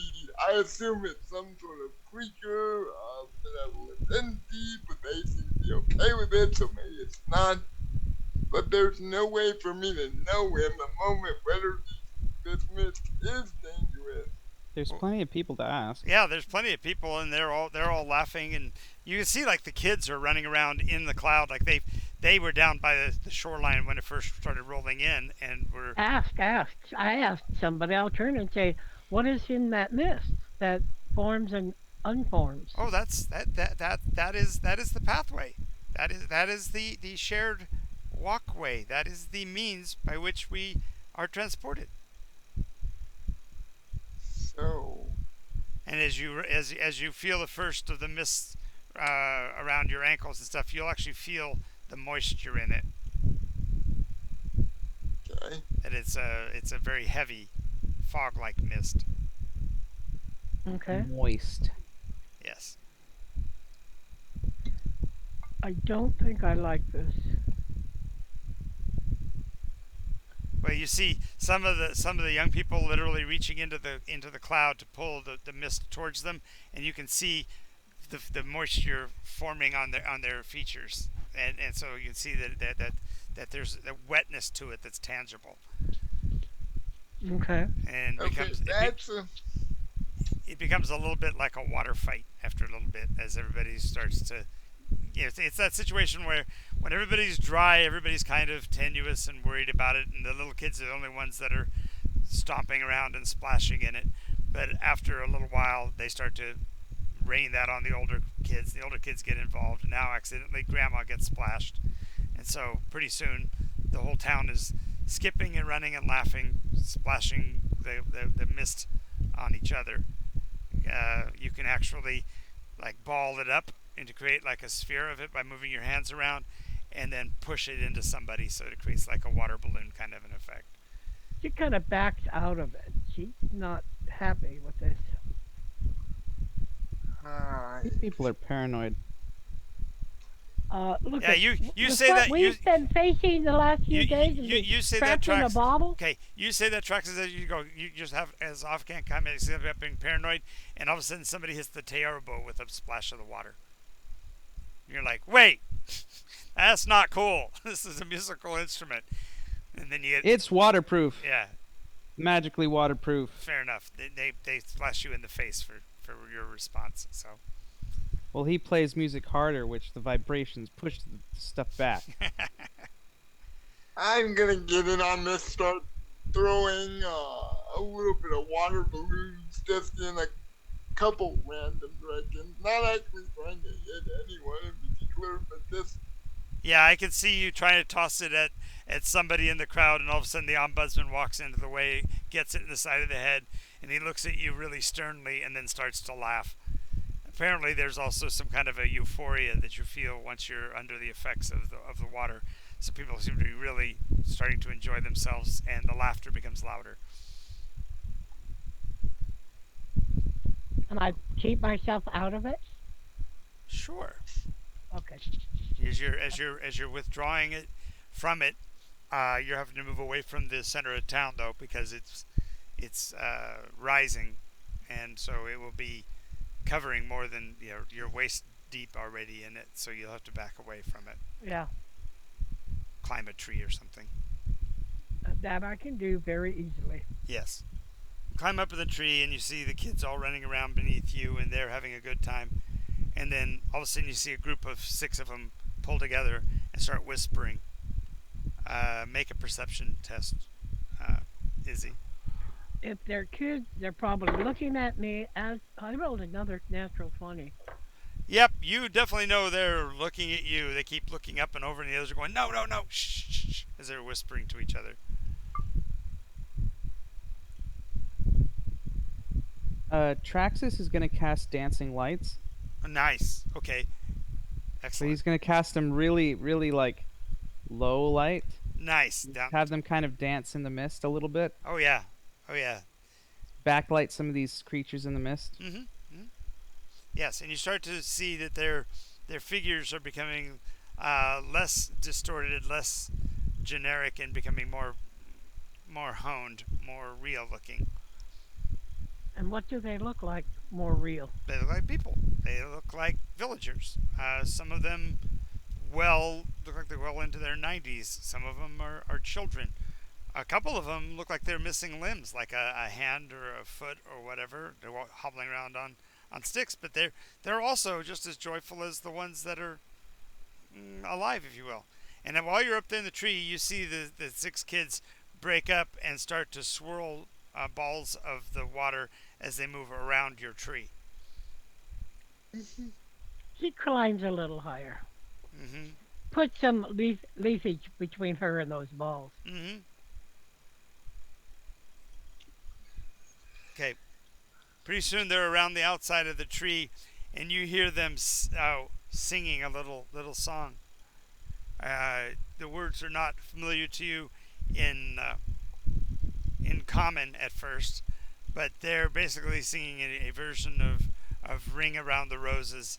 Ring around the rosy, Mary's Pocket full of coming. posies, Yeah, ashes, ashes, all fall down. right. But instead of ashes, ashes, it's raindrops. Raindrops. They all pour down.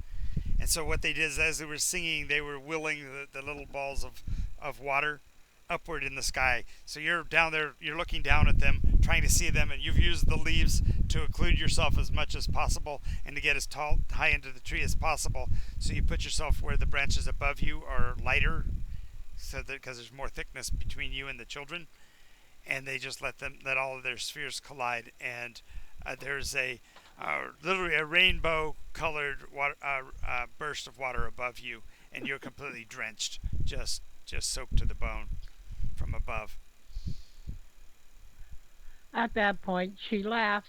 She swings down out of the tree by swinging from branch to branch, drops to the ground, and chases them around in a circle. Nice, of course, and seeing you swing through the trees, they're you're reminiscent of apes or whatever. So I can see you swinging down and doing the knuckles on the ground, roo roo, and scaring them that way. And so yes, Uh, Traxxas is gonna play and sing the dance macabre. nice. Da da da da da da da da da da da da da da da da da da. Yep. Seek, seek, dee, dee, dee, dee, dee, dee, dee. Nice. If you look at the words of that, it's exactly what's going on. Yes. Out of the mists, the dead ones appear, laughing. Hmm. And instead of being afraid of them, these people are embracing it. They're just joining in it. And it dawns on you that as the figures become more and more concrete, you're seeing the figures of the past that have lived in this village going back through time. Since the iteration wall has been torn down, so to speak, and we recognize this as the eighth, they are embracing their heritage. Oh, cool. In some ways.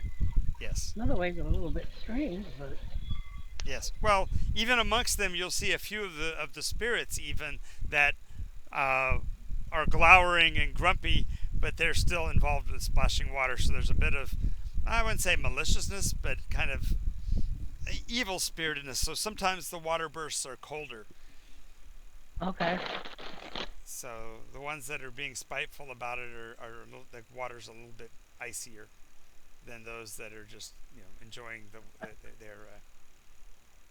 their presence. And you realize that the welling of the water from the shoreline in this form is, if you will, a form of a storm.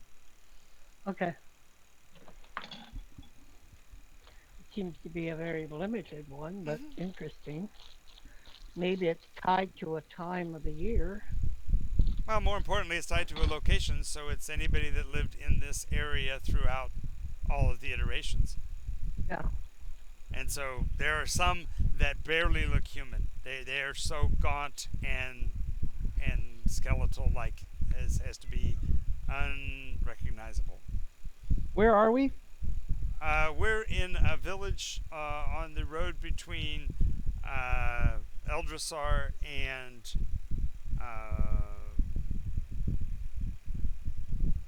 Fulcrum? yeah, not Fulcrum. Eldrasar. Bridgeton. No, Florin. It's on Okay. it's on the edge. It's before you get to Olmaria.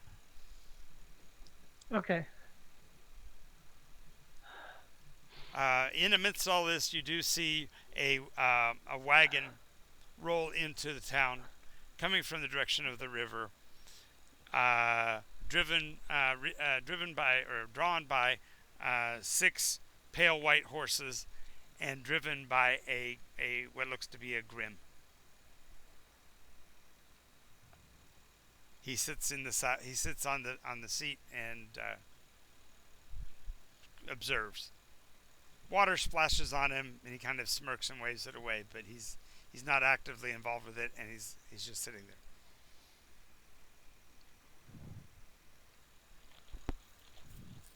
Um, I break off playing Okay. and I take up an observant position in relation to him.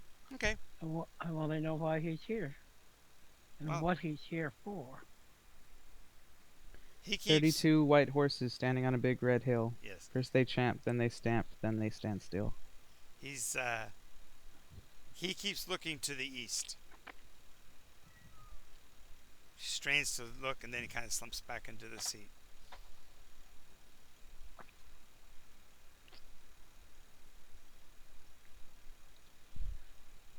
She keeps her attention both on him and the east. Okay. Some of the more elderly of the spirits, also not necessarily involved with the frivolity, because, quite frankly, it looks like they may not have any of their kin that remember them, and so they're actually going and talking to the Grim. He speaks tersely. You can't make out what he's saying because you, like you said, you put yourself in a position to observe, but not to actually overhear. And after a few lines, they nod and move away. But then he points to the east, and they nod again. He intercepts one of the oldsters. Mm-hmm. Looks down What? at you and says, "What's up, dearie?" Pats your hand. The Um, coldness of his touch is disconcerting, but you're used to the cold now from the water that's all over you. what So, what were you talking about to the Grim? oh, that's Bull, and Bull is well, he's gonna be my ride home, I think. This is probably gonna be my last festival. What do you mean a ride home? Well, you If you get please. tired. You get tired, you know. You just you look But why around would and you the go with world's. a Grim? Isn't there someplace else for you? What do you mean? You're human. Yes, thankfully so, and local born. Lived here, Then lived why here, would you lived go here the with a majority of Grim? my life until I was recruited by the Aronarian army. Okay. I have a question. Why would you go with a Grim who enslaved your people? What are you talking about? Bull's just a driver. He's a Grim. He's a dwarf.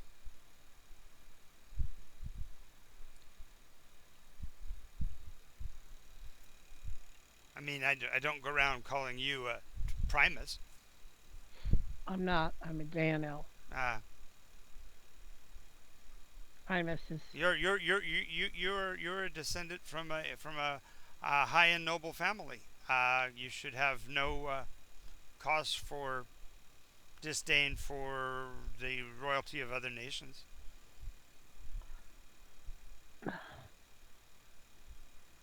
In my time, I have knowledge of the Grim enslaving When humans. when you say the words in time, his eyes get a little bit wider, and he once again pats your hand almost patronizingly. Yes, yes, I understand the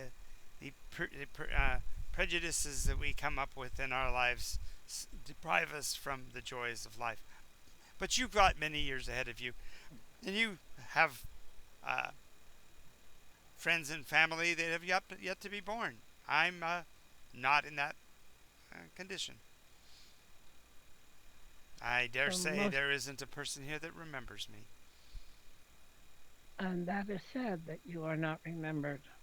Well, you can't remember everybody. Then I hope you find your final rest. That's what Bull's here for. Okay.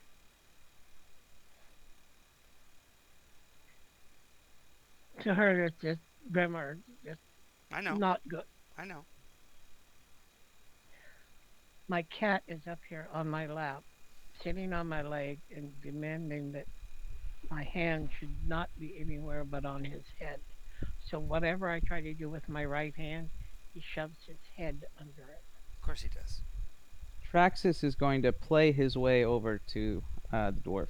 Sure. As you approach, you see the dwarf is actually tapping his foot to the melody, And although he's trying to act very serious, you can see there's a bit of a joy in his on the corner of his lips as well. Good morrow, dear dwarf. How are you this night? I'm doing well, O Bard. Tell me, are you often a card? If I was, I would be played. Good, good, good. What brings you to this wood? The same I'd ask of you if I could. Indeed, well, I'm here not only for the beer, I'm here instead to give rest to some heads. That's a strange quest. Usually, I find that the best is the bed. Hmm. Yes, well, that is the case. I, I can't keep up with you. You're alive and I'm not. So I will dispense with attempting to compete with you. What can I do for you, young man? I simply asked, what is your venture here? You seem to be of little cheer. Hmm. Well, I've been at this for a long time, and one of these days they'll forget even me, and then, gosh, I don't know what will happen to their forgotten ones. I'm. I guess you'd call me the equivalent of the ferryman, if you believe such myths. How could I not when I stare one in the face? It's true. So, Where do you ferry them to? oh, I think Away from this place. yes. Uh, what did we end up determining was the place of the lost? Oblivion. Oblivion. Yeah. So I take them through the veil to through the veils to Oblivion. Do they find their rest there? No, but at least fine. They learn to forget like everyone else has. I suppose that brings less pain. Yeah. Plus, it gives them a kind of a new lease on life. There's literally a whole world there. Hmm. It's got its own gifts and challenges and such, but that's true of all the realms. So, are you a traveler? I travel the breadth and width of the land. Only 2 dimensions. So much more to learn, my son. To go on and on where I'm in demand. Good, good, good. You with the druid? The druid and me are in a party. Sometimes even the best have to stretch. I get it. He says. Where did Clark go? He said. Oh, there he is. He left a note that said he'd have to be away for a bit. Um, but you should invite Kasarak over. I've got some good news for him. Oh, Kasarak, would you please come on back? Ezric will stop throwing water balloons and approach Praxis. Bull looks down at you and says, "So, priest of the veil, druid of the veil, eh?" Priest of the... what are titles in the end? Wow, you sound like you want to hop up here and ride with me. I don't recommend it, but he pats the seat. He said, "With that kind of a demeanor, maybe I should let you drive this thing for a while." I mean, all I mean is,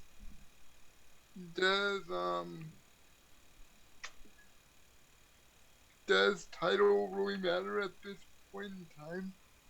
In this particular instance? Point in time. Well, you could go ask the ombudsman. His grandfather was a duke. Or you could even talk to the king himself if you wanted. He used to frequent this area, and I think you'll probably find him over at the dessert table. He's a kind of got a bit of a sweet tooth. I'll kind of like look around at the dessert table as he says that. Yeah, you see a gentleman, maybe 6.5 feet tall, very stark of figure. Um, he wears a crown that has a nimbus above it, so there's a glowing aura over the top of his head. Um, and he's face first into a whole chicken. Hmm.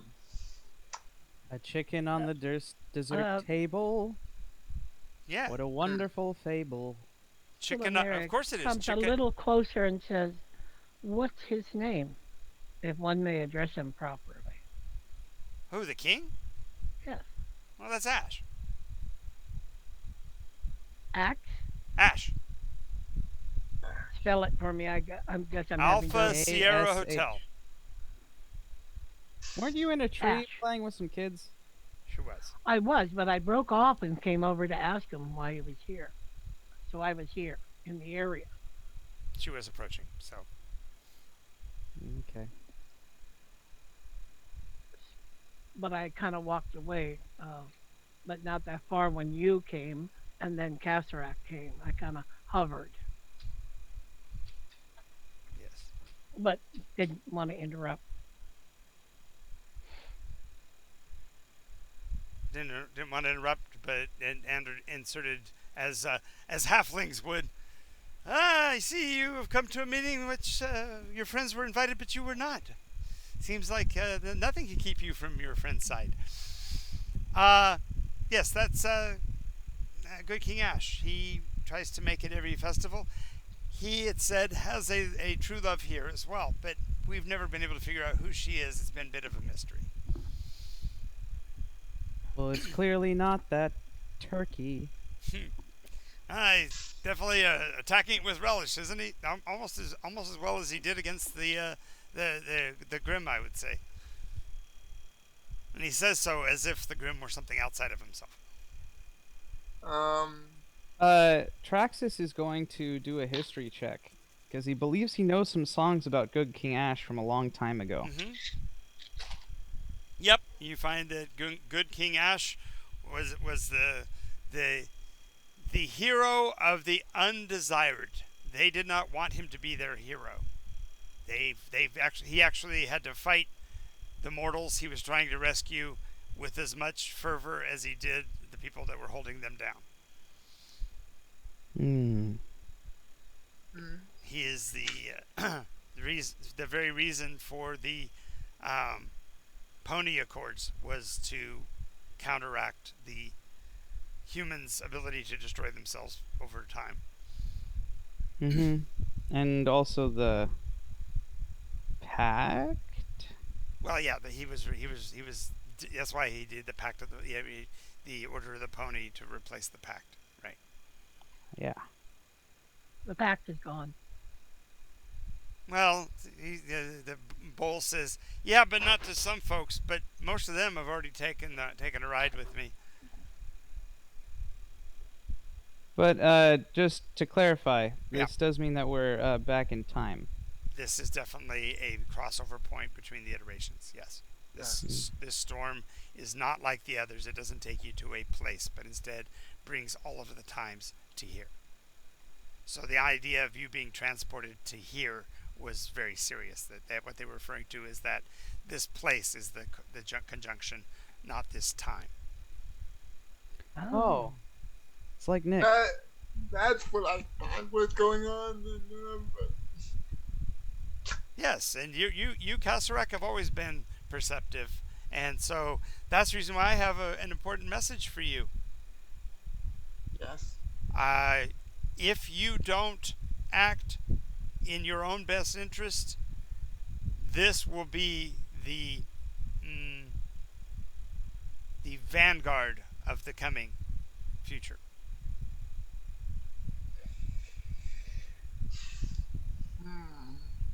You'll kind of furrow my brow with risk. aspects I am a little. So I have. I hate riddles! Sorry, I just. Not What? really a riddle. It's just simply an act. Kasserek, Kasserek hates riddles, and Xavier can't get enough of them. Yes! Um, act in your own best interest Or this will become the vanguard. of what is to come. Of the future. And What a horrible message. What a cutting suture. Get it? It's a paradox because it's a suture fixes a cut. Right. But yeah, Yeah, that's good. yeah. Yeah. It's wordplay. Terrible wordplay. Yeah, it's awesome wordplay. is Macro all tired out or something? Poor man. Uh, Oh, that's right. He's still Max gone. said he had to step away for a minute. Okay. So more than likely, he's probably down by the river, just scooping the water out directly rather than waiting for the mist. What is this magical substance here? So tell me, Bull, Yes. from where did you come to go to your goal? Oh well, I was in the first age. I was let's just say I was part of the Draconic Underground. I transported eggs and younglings away from the Troll King's plans, and became involved with commerce throughout history, and I fell in with Malachi in the fourth. Been stuck in the chronological wars ever since. If you ferry to oblivion, how do you remember where it is? Well, remembering where getting there is not difficult. All you do is simply get lost. I have to just stay lost until my writers forget where they are. Then I'm there. Sometimes I do it in a few hours. If they haven't had enough of the bitter root, it might take me a couple of days. The bitter root, the bitter cup, the sweet sorrow of forgetfulness. Yeah.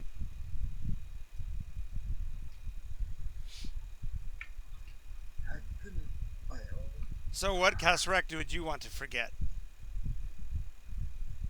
For now, for the moment, I wish I could forget a couple people because they are getting in my way. But I know one may return to me someday. Wow, even you're becoming a poet. I don't know if you noticed. Yes. It rhymed. But if you do forget, how will you know which way to go? If you don't have the sweet sorrow of love, how can you grow?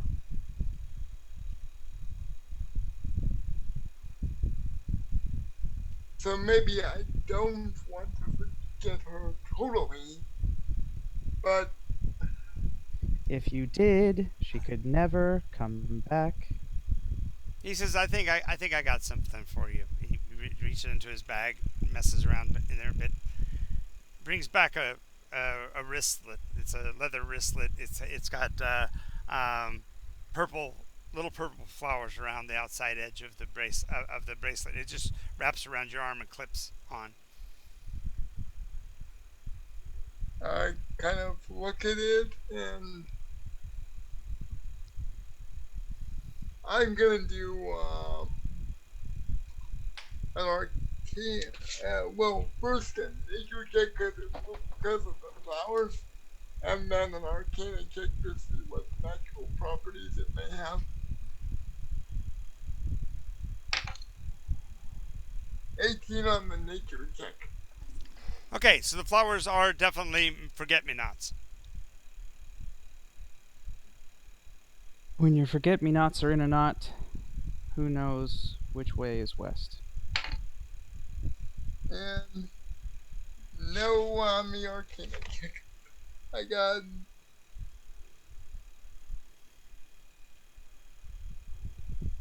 So, how's the yeah, horse's teeth? I got a 3. So I look up at Bill. I'm not quite sure how this is going down. I mean, I know what a forget me not can do, but Well, speak the name which you dread to hear. Whisper it into the bracelet, and your memory will be suspended.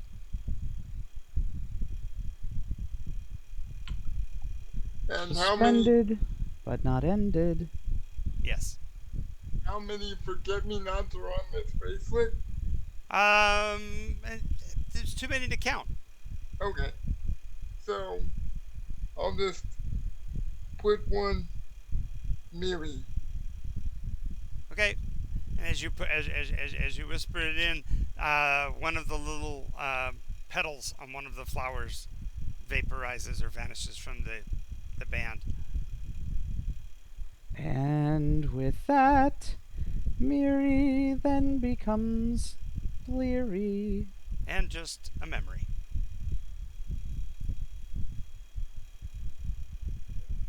You now see her in the light of her role as head of the church and all of that, and all of your personal entanglement has been relieved.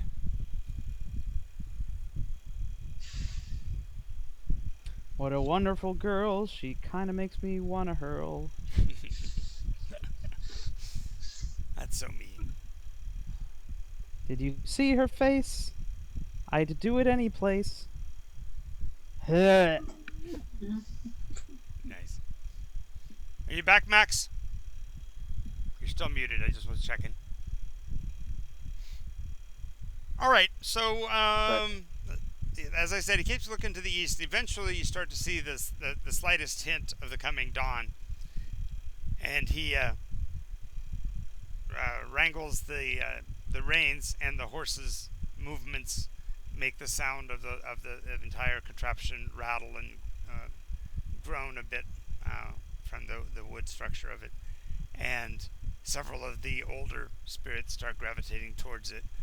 The kids and stuff are running back towards the shoreline, dragging the others with them or whatever, and parents are seen to be grabbing the hands of their children to keep them from getting too close to the water, because this is arguably the most dangerous part of the entire ritual. Is as they get closer to dawn, the ones who are most sleepy and drowsy might actually follow the spirits directly into the depths. Well, should we go? I think we are done here and have done what we needed to. Well, no, you've got the speech in the morning for the statue. Oh yeah, that's But right. we could go with Bowl and find a new goal. Hmm.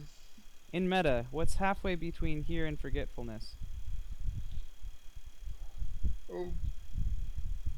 Well, oblivion is total forgetfulness. Halfway would be. Reminiscence. Nostalgia. Yeah, we did that for the last 2 weeks, though. Yeah, we don't need that. Unless that is your theme. It's back to, let's see, where did we come from? I don't know where you guys came from. Where are you going back to? I think I'll go back to. Well, and realize, Kasrak, there's no. Now with the memory of her just down to a priest, the originator of the faith, it's no longer a compulsion to have to go back at all. Huh. You are your own man. Yep. You found a way to rid yourself of the one thing that was dragging you back into that story. What is the closest major? I mean, wait. The closest major city would be Elf. Elsigar to Yes. defeat as well. Yes.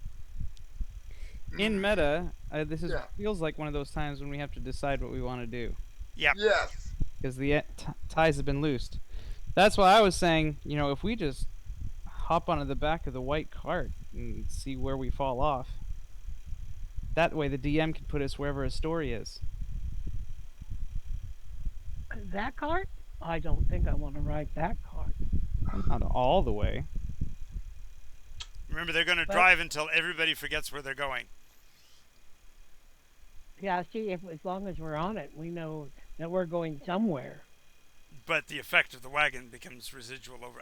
It becomes cumulative over time because it's drawing closer and closer to the land of lost, and therefore it's harder and harder to Yeah, hold on to your. sorry, that's not a wagon I ever want to ride. Well, if we don't know where we're going, then we can't forget where it is. Think of it as the long term version of the end of what was that movie about the little boy and the guitar? The Hispanic movie.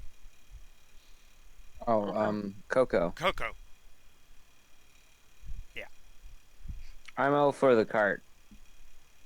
I don't want to get on a cart that takes you to Except oblivion. except that Maxwell's already put himself at the 60-plus-year-old bracket, so there's people that have already started forgetting him. 90. You're playing. Oh. You're playing as a 90-year-old.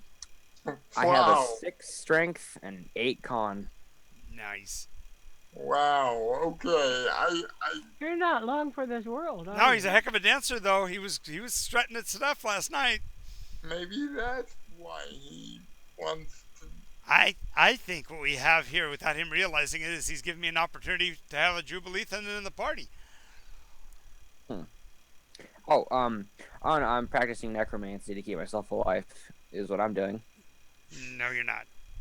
Not Oh true. no, I'm not. Not true necromancy. I don't. The problem with necromancy, you can use necromantic magic, but the issue is that necromancers are not a playable class.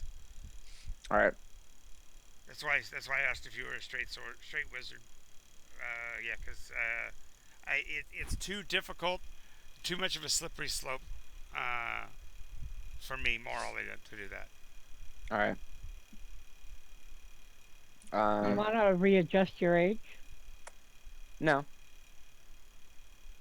What magics were you planning on using that would do that? By the way. Oh, I don't know. There's stuff like So start younger, and that might be your objective if you want to try to find spells that deal with longevity, because that could be the campaign is actually searching for Fountain of Youth / other ways to extend your life. I mean, that could be the course of this if that's what you wanted, but I just all right. I've got. Don's got qualms about dead things, and that's okay. Okay. it gets to be problematic with other situations. Yeah, the bad guys All use right. necromancy, not good guys. Hey. I don't agree with that, but I agree with it. I don't like it. It's evil. I don't think so. But All right. that's the reason why I don't allow it. It's because they're just easier to not. Jesus was a necromancer. No. Yeah, he raised people from the dead. Is the argument. Yes, he raised people from the dead with the power of God. Right. But that's the power of life over death. That was the argument that was being made. Nonetheless, he also Right. said you must believe in his death and be likewise buried. So. Okay. I guess I'll pick something else. Well, the way you couched it is fine. It's just there's no real spell that does what you're looking for. So we need to be looking for that magic instead of assuming that you already have it. Ah.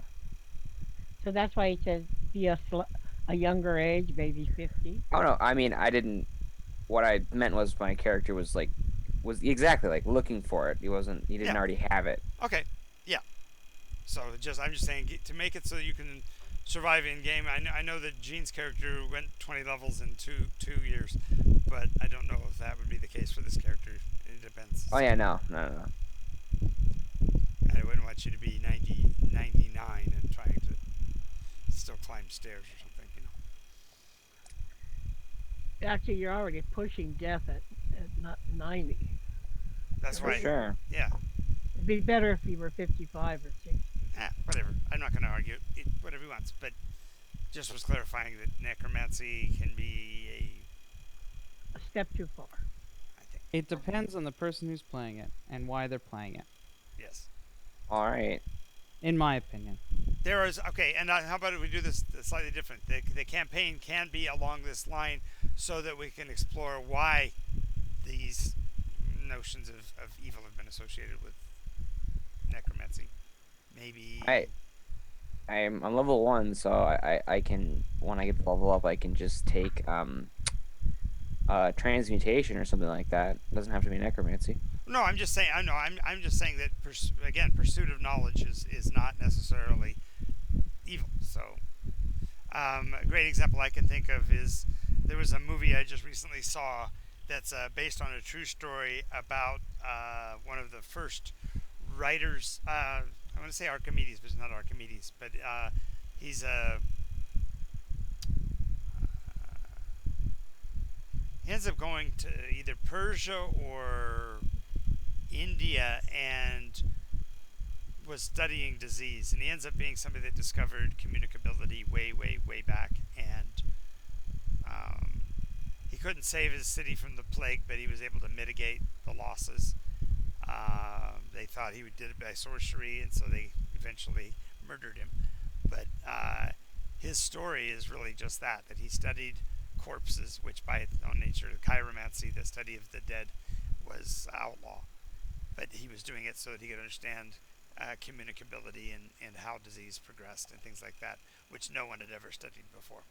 And so did the ones who were grave robbers in the early 18th century. Right. Oh, the ones that sold the body parts to like students and doctors and Mm-hmm. Right. Right. others. Those are the truest necromancers that we have. Yeah.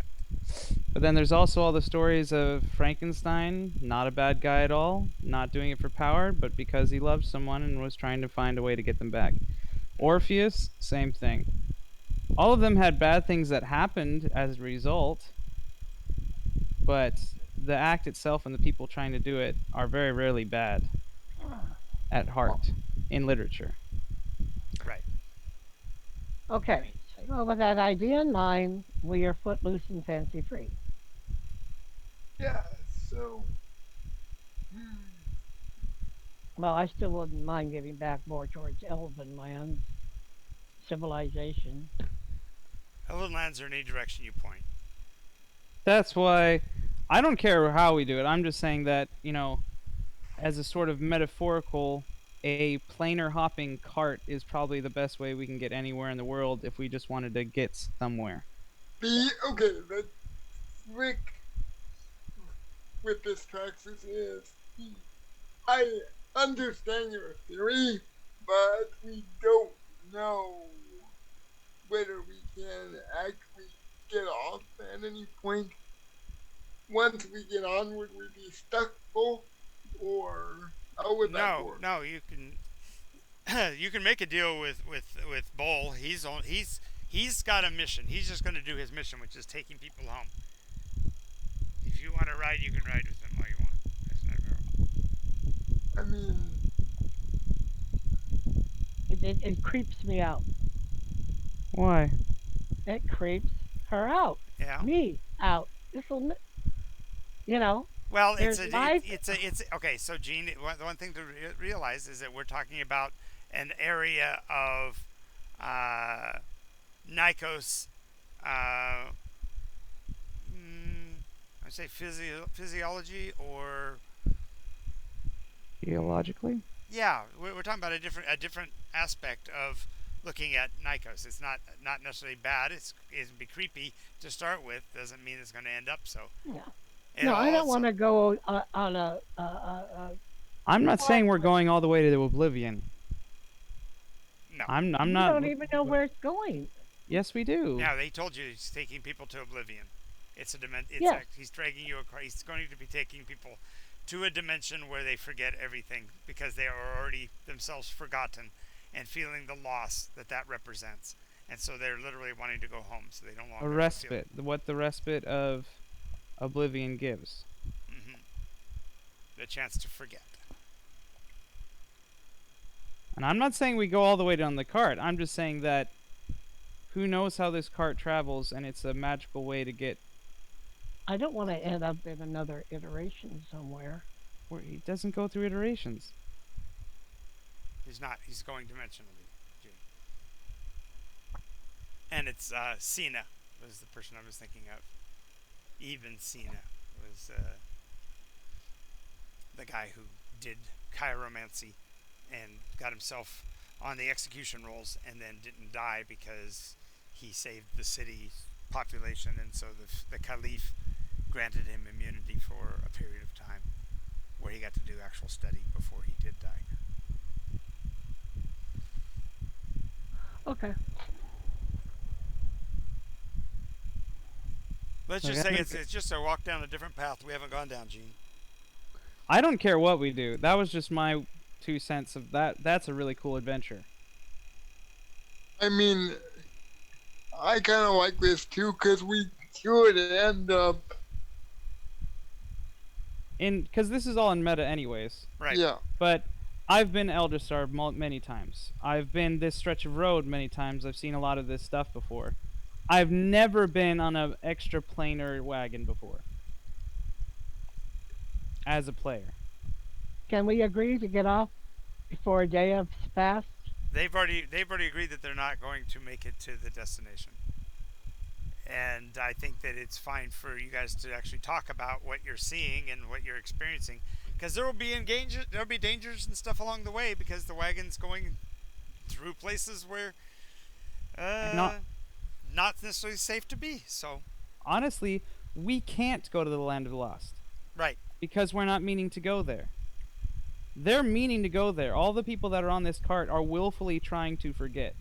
Since we're not willfully trying to forget, that's not our destination. Right. You can't. You literally. You will keep them from reaching their destination just by being on the cart. So at some point you have to get off the cart to allow them to reach their goal. And Bull will have to tell us when that is. No, you have No? to tell Bull when you're getting off. That's all. Then I want an agreed upon time. I kind of know where, but that may be okay. I can't do an agreed upon time because we don't know where we'll be when Yeah. that time comes. I'm When okay. a place Yeah. comes up that it's cool to explore, that's when we'll get off. And that's In up to the ma- DM. Eh, It's all meta. Go ahead, Scott. there is somewhere that I haven't got a chance to explore that I really want to, but it may be a little chilly. Really? Go ahead. I've never actually got to explore Cryopacia, and I've been dying to take a look at that as a player. I think I've only been up there once for a very short time, but Well, me and Gene spent weeks and weeks there in the other game. or It's okay. He's just What never is been what? there. What is Max? Are you're still on board for pursuing your course in extending life? Yeah. Okay. I'm up for anywhere. To Okay. be honest. So, I mean, yeah, I'm down for anywhere.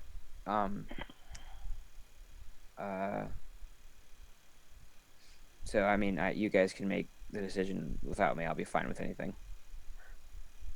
Why would we do that? I got to prepare for schoolwork tomorrow, and it's kind of late, so I think I'm gonna hop off here. Oh, okay. Okay. So, thanks for Uh, the you- game tonight. It was interesting. Okay. And we will. I will send you a text and we'll talk more about it, because I don't want you to feel disappointed or not chasing what you want to chase. I just want to make sure that it's Yeah. someplace. No, we yeah, both no, go. it's fine. I just I got schoolwork to prepare for Yep. tomorrow and stuff. Do what you got to do, dude. All right. Thanks all for the game. I'll see you next week. Take Good care. See you night. next time. Ta. Good night. Sad face. Yeah, a little bit. Kind of like the one on Isla Murray. She looks sad. She looks like she's getting on a white wagon. If only for a little while. Maybe to a white ship. Oh, Yep, that's that's the way she's going to the Grey Havens. yeah. Well, she looks it. Let me tell you. Yeah, this is not She, anything she ever expected to do or wanted to do. she looks like she's. Well, you remember how much fun it was to lose yourself in time just now, because all those spirits were the kids and spirits of those people that have died over time. Yeah, but this is not the same. These are the ones who have given up and are going. They're the ones that people have given up on them, and so there's no reason to stay except pain. Right? They've had all of the joys of life. It's just that when you get to the end, if you're not able to drive people's memory, this is the result. Look at it this way: if they don't go to oblivion, they can never be reincarnated if that's their destiny. If reincarnation is a thing in Nikos, everyone would have to travel through oblivion to get there in order to forget their previous life. Not that I'm saying that's a thing or anything, I'm just spitballing. But either way, losing the life before this Well, is they've already lost their life. What they're doing is losing the last part of them. Well, okay. So this entire illusion actually comes from the concepts of a lot of African religions, and that is that a person's immortal as long as they are remembered. And that's a lot of Latin American beliefs too. right, it's all based on the idea that death is the sluggardness of lack of memory. When we think about it, today's world, we've got plenty of people that are dealing with dementia in all of its different forms, and this is a way to not suffer any longer. This is a way to just accept that transition to a place where memory no longer matters and being free of it. People who don't take this trip might end up as ghosts and banshees. And Spiteful are monsters. evil elves, not people. Assuming that's how. Gene, how do you think they get to that point? Oh, I know. I said they're evil elves. Or they're ones with vengeful spirits. They have something to finish, and they're carrying a grudge when they die. Right, and usually it's because of something that some kind of an affront That they're not letting go of. that they're not forgetting, that they're not letting go. Right. Yeah. Any person that stays around long enough, the reason why immortality is a curse, because anyone who stays around long enough will end up being that. It's impossible not to, almost. Because unless you're just the purest, most loving person in all the world, even as a ghost, eventually you'll lose yourself enough that you're nothing but a ghost. So She'll reluctantly agree to climb on the wagon, but it's with great reluctance. I think that's an okay place to start. I think in the long term you'll be pleasantly surprised. So How else are we going to get to Nixieland? It's not dead and forgotten too. Not completely. Just kidding. It's now known as Candle Scratch, though. Not completely. Alrighty. So the wind's kind of been taken out of my sails over this whole thing too. So I guess we'll officially. Well, let us be the wind beneath your wings. You are the wind beneath my wings. You can get us started down the road. I'm excited. We're going dimension hopping. We're going to see planes. We're going to I go don't fight that want to Ifrit. leave We're going to kick their butt, and then we're going to go to hell, and then we're going to close that off, and then we're going to create a Nikos heaven so that they have a better place to go to, and then we're going to go to the Earth realm, and then we're going to talk to the mole people, and then we're going to go to the air places and just fall for like a week or two, and then we'll go to the land of candy and find Glim wherever the hell he got lost to. Okay, I See the possibilities that come when you get on a plane or wagon. I don't want to leave this plane. I don't want to go to another plane. I I'm thought happy we already here. made a Nyko 7 sort of and No, we haven't made a heaven. There is no heaven. No, what do you there, want? There also is no hell. there There are several. is. Gene, There is a golden age. You guys created the golden age.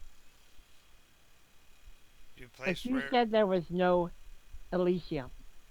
That's right. I never said that. I never said that. Okay.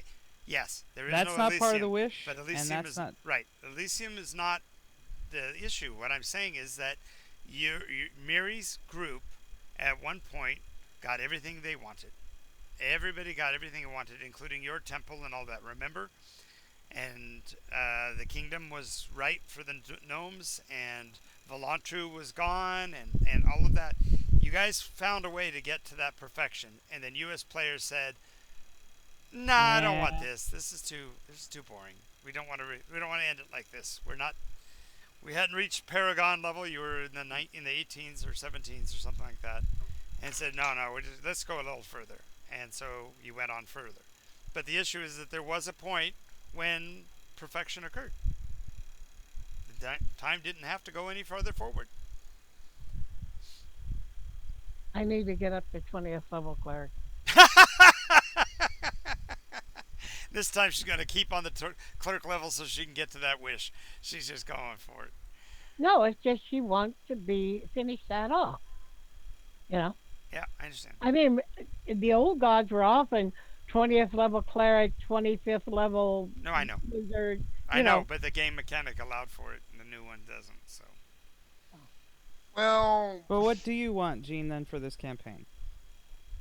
I want to go out adventuring. I and want to see the world. I want to is find more of my people. Because we seem to be kind of few on the ground. yeah, except that isn't that what Valara is doing? You guys are traveling all over the place. You're halfway across your land right I now. don't want to stay one place. I We're didn't. not You know, staying I one mean, place as adventuring Valara. is Val- going Valar- and doing things. Valara's not staying in one place. You're still going to go. You're still on your way all the way to Candle Scratch. So that group's not staying in one place. I know that, but I don't want to stay in one place. We're not I staying in have one one place. that I'm fighting right now that I just didn't want to be stuck there, but we're stuck there, so that's where she is. Tiara. What? Yes, I get that, Gene, and I'm not. Okay, let's I'm not have this discussion adventuring. right now Yeah, on stream. yeah, Okay. yeah. We can have it after stream. Yeah, Okay. let's go ahead and close this out for today, and I'm we'll an go. adventurer. I want to Okay, adventure. okay. We definitely. Gene, everything for me is an adventure. As a game master, that's what I do. That's what I try to provide. So Okay. anyway, we'll have this conversation after we get off the stream. Thank you guys for playing today. We'll go ahead and sign out for today's episode.